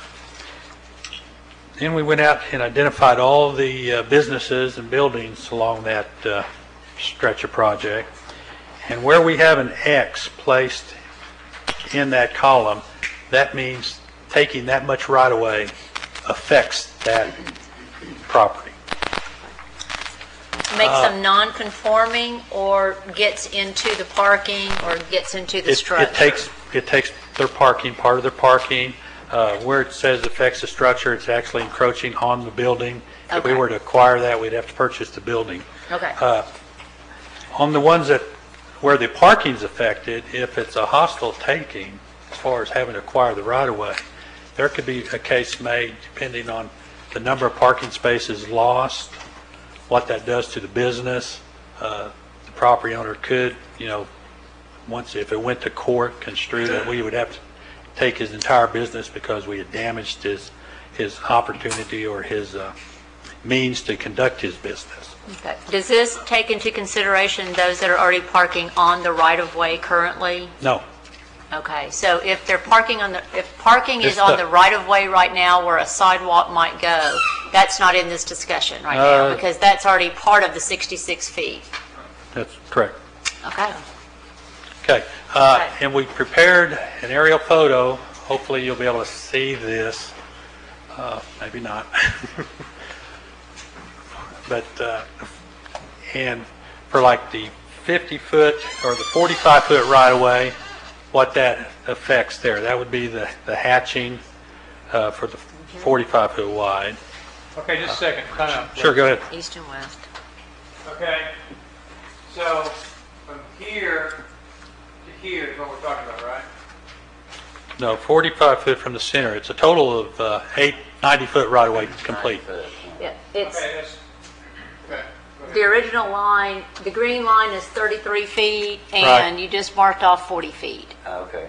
So in other 45. words, we're going from this point to this point, correct?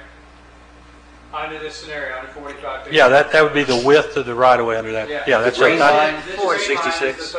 is the 66, right? That ODOT is. Right. Currently what the Currently project's looking- trying to okay. be described, Okay. designed So I want within. Yeah, I want everybody to understand that 45 fixes the 45 on side fixes from here to here, all right? Right. And the column for 45-foot right-of-way that I handed out shows you which parking, which businesses are affected, and which structures would be affected. And we could continue on up to the street. The next slide is that would be the 50-foot right-of-way, and then the worst case is a 60-foot right-of-way on each side, which makes it a total of 120 feet. That's 120 right there? That's 120. Moving the sidewalk from the curb doesn't really add any additional major significant cost as far as constructability or construction. But if we move the sidewalk away from the curb, there's land costs and there's taking involved. Now, we can't,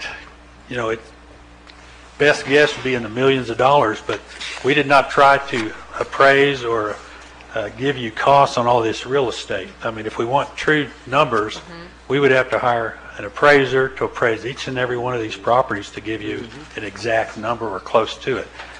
Our best guess, it's going to be in the millions, and it made, looking at this, just not cost effective to do the project. That's why the constraints was to build the road, design the road within what we had, and then visit with the utilities and see if we needed any additional right-of-way or easements in order to fit utilities and fit sidewalks in.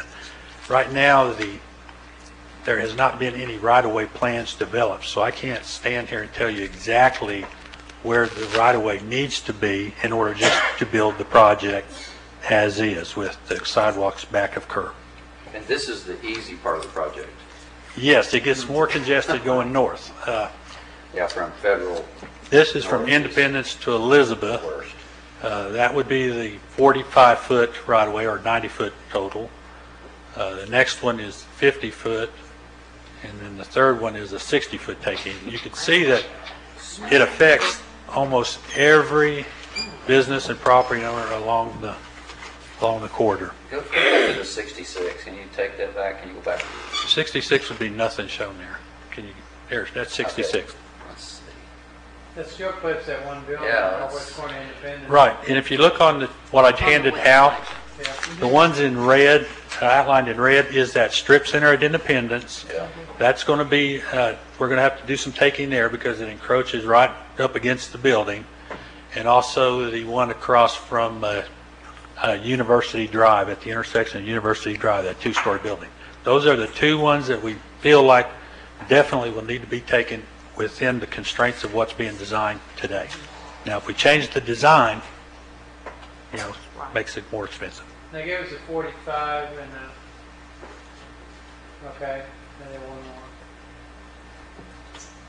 Okay.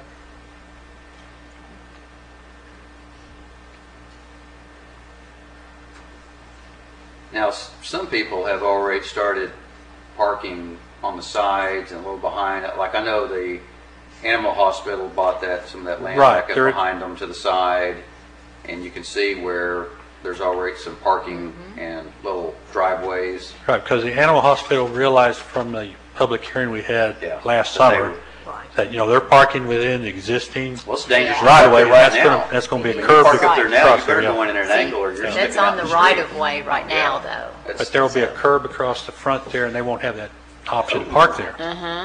No option. But when we did have the public hearing last summer, 98, 99% of the property owners, their main concern was do not encroach upon our property.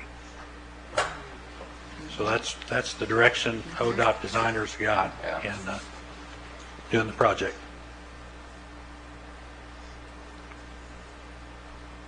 This, That's Arby's. Yeah, That's 45 corner. does the big one. okay, that's where it sits right now. Yes, Arby's, the building there on Kamek and Kickapoo, they're pretty much on the front, just within a foot of the existing right of way. Amigos was still there. Yeah.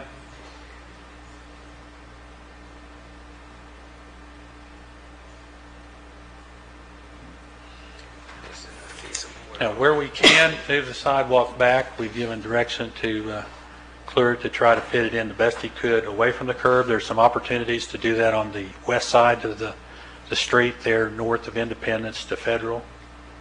And our intention was not to acquire right away as a deeded property, but to acquire, if we needed to move it back, a sidewalk easement. So As part of the program for 66 feet, are they considering, even at 66 feet, if there's a driveway or an entrance and a building is too close, are they considering visibility, that may be an issue if a building is too close? if the building is too close. Not sure. We're just going to be pulling out like where the sidewalk crossing Well, for is instance, like and then Arby's, going. right? No.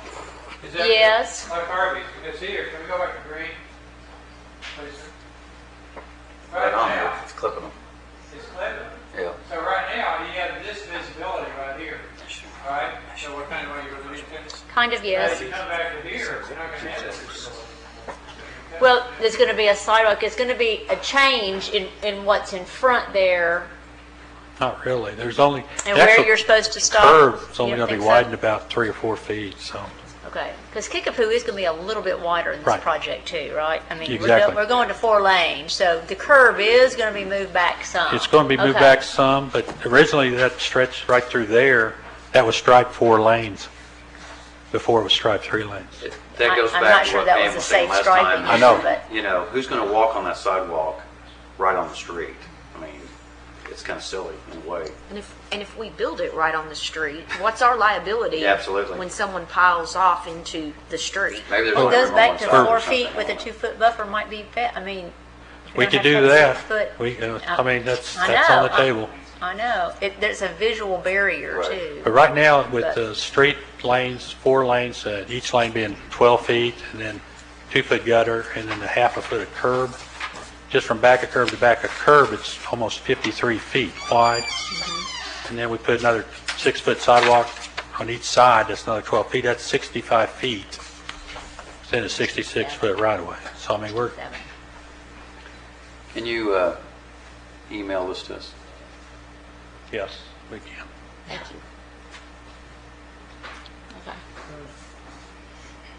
But I didn't know what direction you wanted me to go, because you're talking about want to know what the costs are, moving the sidewalk 2 feet, 5 feet, 10 feet. My point would be that moving it 2 feet, 4 feet, 5 feet is not going to change that much once construction starts. The cost is going to come from the purchase that we need to buy, from the property we need to buy. So, and I don't know those real estate costs, not into that. But if you want to us to proceed and, you know, take proposals and hire an appraiser to appraise all these properties. Well, one of the things we talked about is just safety and whether or not we're talking about 90 feet, which is this column right here. Right. It's just sometimes an additional 2 feet on either side might make it safer or feel safer, and we didn't know what that was until we looked at it. And it almost looks like if you moved the expansion of the size of the street, can you move the center line over? It looks like if you moved it west, you don't touch anything for an extra No, we couldn't be doing that. 4 or 5 feet. You wouldn't want the road being meandering down. That's not what But I'm like, saying. I thought you said move it Move over. it completely. Just Right. take it west. The entire street. All the way down. Move the entire street west. Oh, then you're saying we're not lined up So you're saying you to want... north of MacArthur. Right. No, that's not what I thought you meant just do this little isolated stretch where we needed to be. No. Well, we still have the same issue of purchasing property on the west side. Right, I know, we're getting ready to get to the hard part. On this sheet, an extra 4 feet to the west has no effect except for one building on the west side. Extra 4 feet where? On the 40-foot, Right. the 40-foot right-of-way on the west affects one building for an additional 4 feet. You're at 60 right now on the screen, are you not? Right, but but all those that affect parking, we're taking their property, there's a cost associated with that. It's just not 2 buildings, it's all these other properties too we have to purchase. And if we're taking parking away from a small business that relies, say if a business has 8 parking spaces and we take 4, they can show if it's a hostile taking that we've damaged their opportunity to do business there, and it will cost the city a lot of money. For example, years back when we did the signal project at Independence and Pottinger, going southbound through the Independence Road there, how the curved road kind of serpentines and curves there around the end of that building, the Shawnee Plaza. Right there they had parking, and we needed to take that right away through there, and we wiped out all the parking on that end of the building. We had it appraised for approximately $14,000 value, and then it went to condemnation. Then the court appointed 3 appraisers, and it came back around $19,000. The city put up that in escrow at the courthouse, and I believe we ended up spending more than $100,000 to get that property. Okay. So I mean, it's not just, and we didn't even touch that building. Do you remember that one, John? Let's stay here for a minute. Stay at 60 for a minute.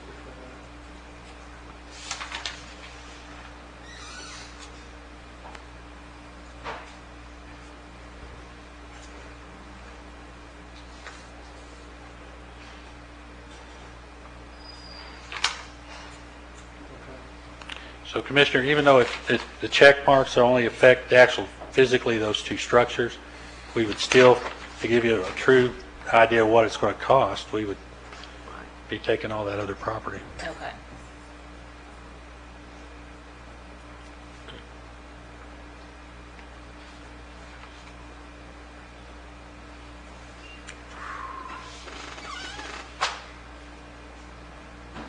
Well, dealing with school OPU, would that go into more money also? We're not there yet. We're not up that far, but their brick stone wall is pretty much right on the right-of-way line, the existing right-of-way line.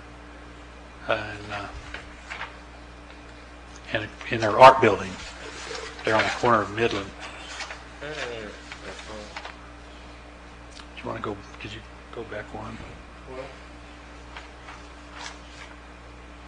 our buildings out there anyway. Up there at the corner of Midland and Kickapoo, OBU building there on the northwest corner. Is that Clippin campus drug building there?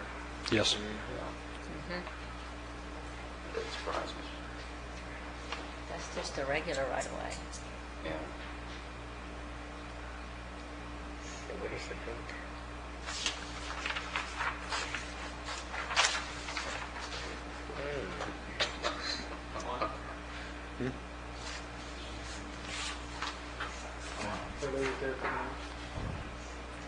That's the existing right away right there. The green line, yes. Is it right on the wall?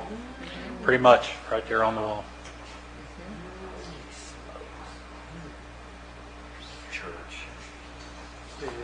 Mike had talked to them about taking the right on the other side of the wall, doing the sidewalk on the other side of the wall.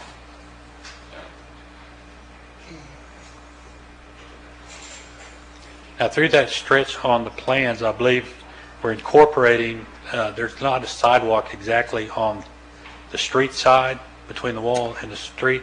They've incorporated some OBU sidewalks to accommodate that. So through that area, there's not a sidewalk on the west side.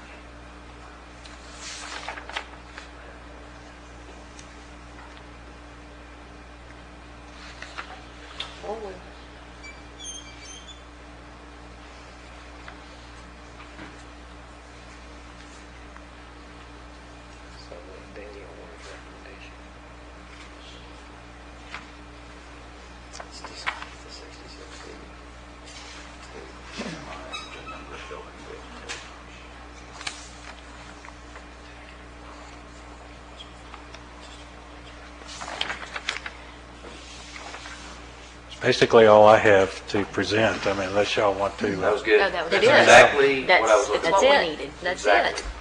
Thank you. Which gives us, even though the project is only 30% started, designed, whatever, gives us a better idea of what we have to face here for future decisions to go forward with this project at 66 or whatever. Okay, well then we're just going to go ahead and proceed and design it within the constraints that we've had already, and then where we can have the opportunity to move the sidewalk back on the west side, we'll go ahead and try to do that and try to acquire just a sidewalk easement as opposed to actually taking right away.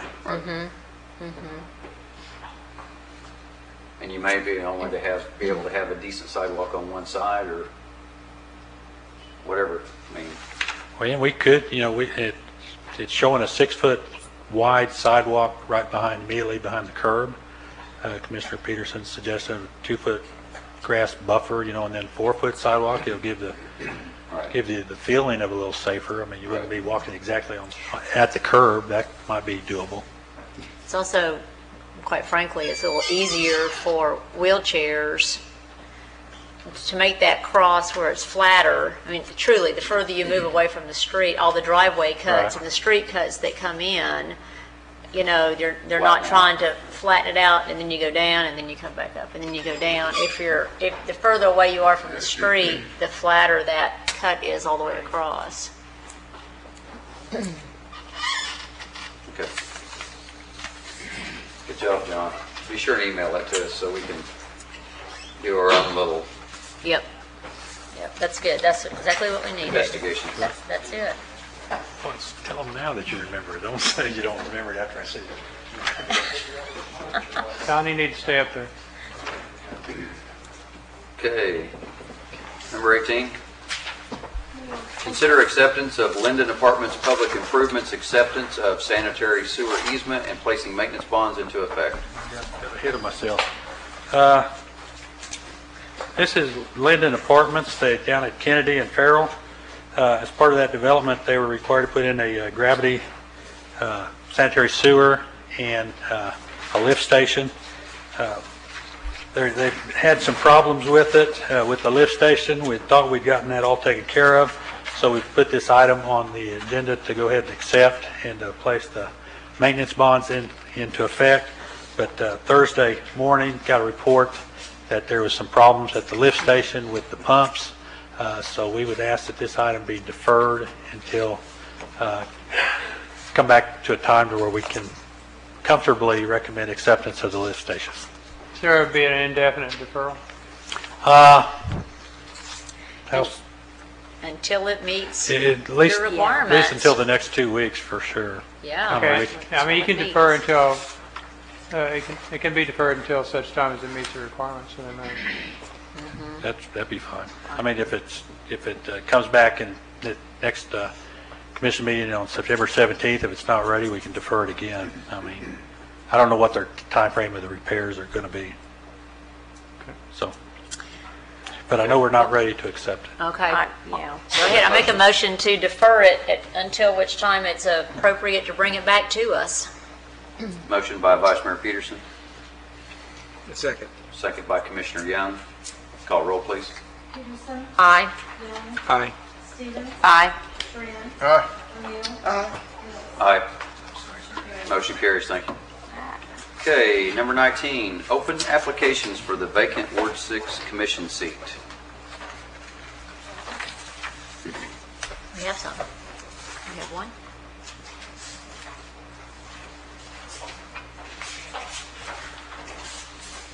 We received one application. Such a popular job, a lot of people stand in line. From Carl Holt, 4102 Blaine Road in Shawnee. And I have his application and a history. And I'll make copies for all of you. That's really nice. Put that in our mailbox or whatever. Okay. Can do that. All right, thanks, fellas. Okay. We'll, I guess, next time have a decision, an interview decision, however. Okay, number 20. Consider bids, Edwards, Whitaker, culvert replacement opening. Sat down too soon, John. Thank you. Spent a lot of time at the company. Thank you.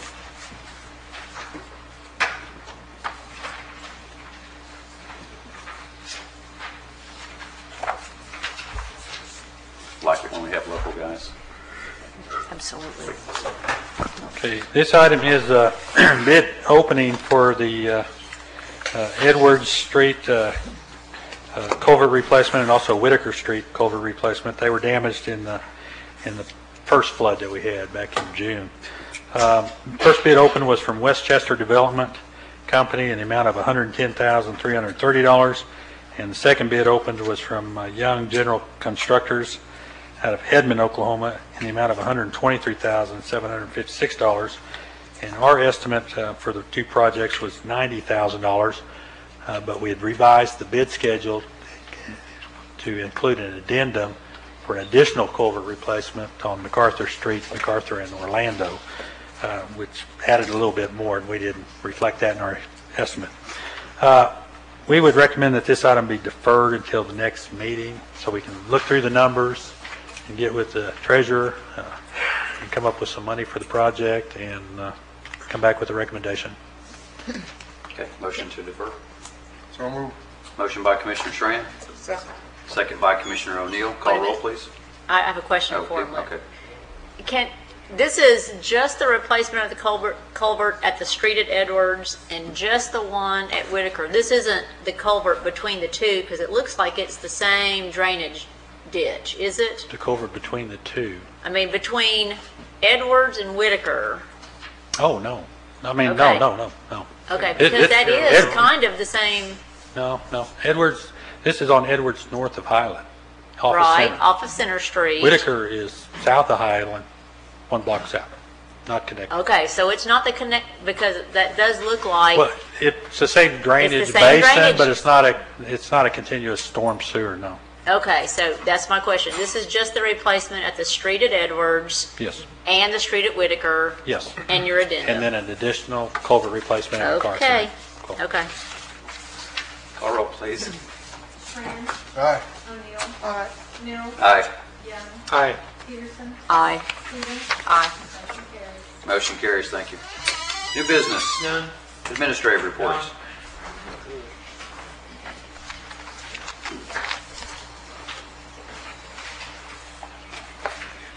Thank you, Mayor and Commissioners. I want to just bring you a quick briefing on the 911 upgrades and where we're at and working with the county as well. I understand there was a newspaper article talking about the 911 situation. I haven't seen it, so I can't address it exactly what's going on, but I'll tell you kind of where we're at and what some of the things that are going on at the county as well. I sat on the County Advisory Committee, which makes recommendations to the Board of County Commissioners related to the county's 911 system. The county has recently received bids, proposals on equipment for their public safety answering point. The equipment that they're looking at is exactly what we were looking at for the city of Shawnee. And in fact, I'll probably be coming back to you with a recommendation of the first meeting in October for that equipment. So we're looking at making sure that we can work together. If we do a dual PSAP, public safety answering point solution, then our equipment would be similar to theirs, and so it would work real well for being able to help each other out during emergency situations to move to one of those other locations. It would be something that each other's call takers would be familiar with, so that's a benefit there. The county has purchased computer-aided dispatching equipment. They did not purchase the system that we have currently in Shawnee, but it's a similar system, so there wouldn't be any issues there. The county has also purchased a very nice digital logging recorder to record the telephone traffic and radio traffic and any ambient voice traffic that they wanted to record from the center with that. The county is working with the city of Tecumseh on the site for locating the county's public safety answering point. There's a site been selected, and I understand the agreement was put forth before the Board of County Commissioners this morning for that site. There will have to be some pretty extensive renovations to the location, so there'll be some architecture and other things that will need to take place there to make that happen. As we're working through this process, at our last meeting I invited Chris Thomas from our police department, who's in charge of our dispatch center in Shawnee, to come over and visit with the advisory committee as to what we're doing in Shawnee and what our situation will look like when we get through with the remodel of our dispatch center. And currently those plans will call for 4 workstations in the revised dispatch center that we have. 3 of those would be operated by City of Shawnee employees. They will have employees at 3 of those workstations in the dispatch center. There would be a 4th station that could be used for overflow in an emergency situation, or for a supervisor if they needed to do that. Or there's a possibility of co-locating the county's public safety answering point with that facility if we wanted to do that. And we could actually have even looked at the possibility of being able to add a 5th position down there so the county could bring 2 people over and co-locate with that if they wanted to do that. So it's still possibly an option that we're looking at there. We talked extensively as the advisory committee about the option of co-location of the public safety answering points. It does have some benefit, and certainly looking at the service that's being provided to our citizens within the city and the county by doing that. As an example, it helps facilitate communications. When the escapees left the jail last week, there was a gap in communications from the time that the county was notified and the time the city was notified, city police. If you have those dispatchers sitting in the same room, they know what's going on. Even though they might not be working for the same entities, at least they're in the same room and they can talk to each other and they can help each other, and you'll know what's going on at the various incidents. So it does help facilitate that communication across the different emergency services by having them in the same room. There's also some economic benefit, as a couple of examples.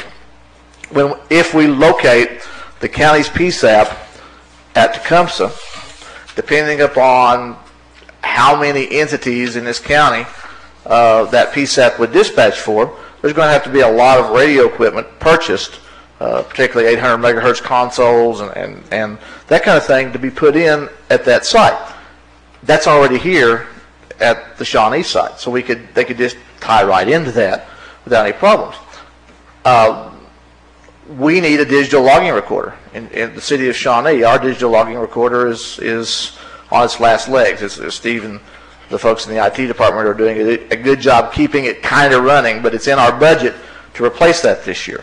If the county were to come in, they could bring their digital logging recorder. We could save the city a little bit of money by enhancing, adding additional channels to be recorded, so a little bit of capacity to that, buying a couple of additional computer seats, that kind of thing. So there is some economic benefits to co-location, meaning that if we could work out an agreement under Title 74, the Interlocal Cooperation Act, to operate those facilities together, I think initially we need to look at city people remaining under control of the city's workforce and the county maintaining control over the county workforce, but at least having them in the same room together seems to make some sense. And so it's kind of not, Greg Reed had a good way of putting this, it's not, are we agreeing to marry each other here? It's, are we agreeing to date before we marry?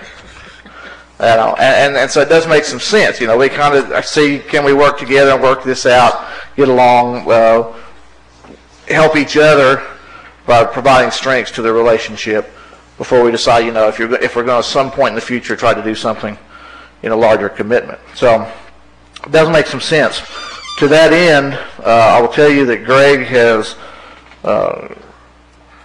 volunteered to fund a facilitator to come up from Texas who works with emergency services to sit down with the Board of County Commissioners, the County Advisory Committee, and you as the policy folks for the City of Shawnee would be invited, as well as the city manager, police chief, fire chief, to sit at the table and see if we want a date, if there's some willingness to do that. So he's working on trying to get a time frame, and we would be issuing an invitation to you to do that. I've said if Greg funds the facilitator and it extends through lunch, I'll agree to buy lunch on that deal. So hopefully we can come together and have the meeting and see is it worth even pursuing this any further or not. But having the external facilitator who has no ties within the county but has experience working with emergency services, so can speak the language a little bit, and also has the good facilitation skills, I think would be a plus to us as we walk through that process. And so we're going to try to get that established within the next couple of weeks to get you invited to look at something like that. So that's kind of where we're at with that process. Again, as I said, we're looking at being able, either way we go, to help each other out with the PSAPs, and if we can co-locate, that is a good thing for all of our citizens, and we would like to work towards that as well. So be happy to answer any questions you might have for me on that. I want to say once again, it's always been our intent to work with the county and support the county. It is boiled down to putting what we consider to be a unnecessary tax on our citizens for a service we already had. Still want to try to work through this process. I mean, the business plan and numbers didn't work out. Maybe further down the line now, since the county's passed their 10-cent tax to the county residents, and we can look at, now we're closer to it, maybe working this out. I'm all for us sitting down and continuing to try to create some dialogue where we can work together. Thank you. And I've expressed that in our meetings at the county, that it's never been a no deal. It's just simply looking at the numbers and what does work out. And you've always expressed that willingness, and I appreciate that. So hopefully maybe we can come to some resolution with this. One of the things that's happening is consolidation of these services, regionalization of that. And maybe this is a good first step for us to be able to start that regionalization. And maybe we'll look at the future of expanding that to 2 or 3 counties. And as the funding mechanisms change within the 911 service, we may be forced into that anyway. And so now by getting started and agreeing to do this, we've got a good first step looking at that. So looking forward to it. I appreciate that. So, okay. Any other questions? Okay. Thank you. Thanks, Don. That's all we had, Administrative level. Okay. Commissioners' comments. I'll start with a few, as usual. One thing that is very important on Thursday at 2 o'clock out at the mall, We're going to have the ribbon cutting or crime scene tape cutting of the substation at Shawnee Mall from the Shawnee Police Department. Something that's been in the works for a while, and will be exciting to have a presence out in that area in an office. So the mall's worked with us and with the chief, and so kudos to you guys for pulling that thing off and putting it together. So everybody be out the mall at 2 o'clock for that crime scene tape cutting. That's pretty funny. I want to congratulate my oldest daughter for being the pledged class president at Pi-Phi. Out of 70 girls, 20 running for president. She accomplished that task, which was kind of cool. And my youngest daughter, Kirsten, is a princess candidate for the centennial celebration. So you'll see these little jars and things out, so give generously. Especially to my daughter. And to my daughter, because she's a lady in waiting. That's right, so, she's a lady in waiting. You know what? Give money. That's right. So we have about 4 categories. And also we have a king. We have a king category. and a queen and all kinds of royalty for Shawnee. Right. So how about that? Speaking of the centennial, you're going to hear a lot more about this next meeting, because the centennial celebration is September the 21st and 22nd in Shawnee. And I'll give you a little brief cap of what's going to go on. Friday the 21st, 11 o'clock at the depot, we're going to have the dedication of the Centennial Park. A lot of pomp and circumstance and speakers, and it's going to be a really cool deal.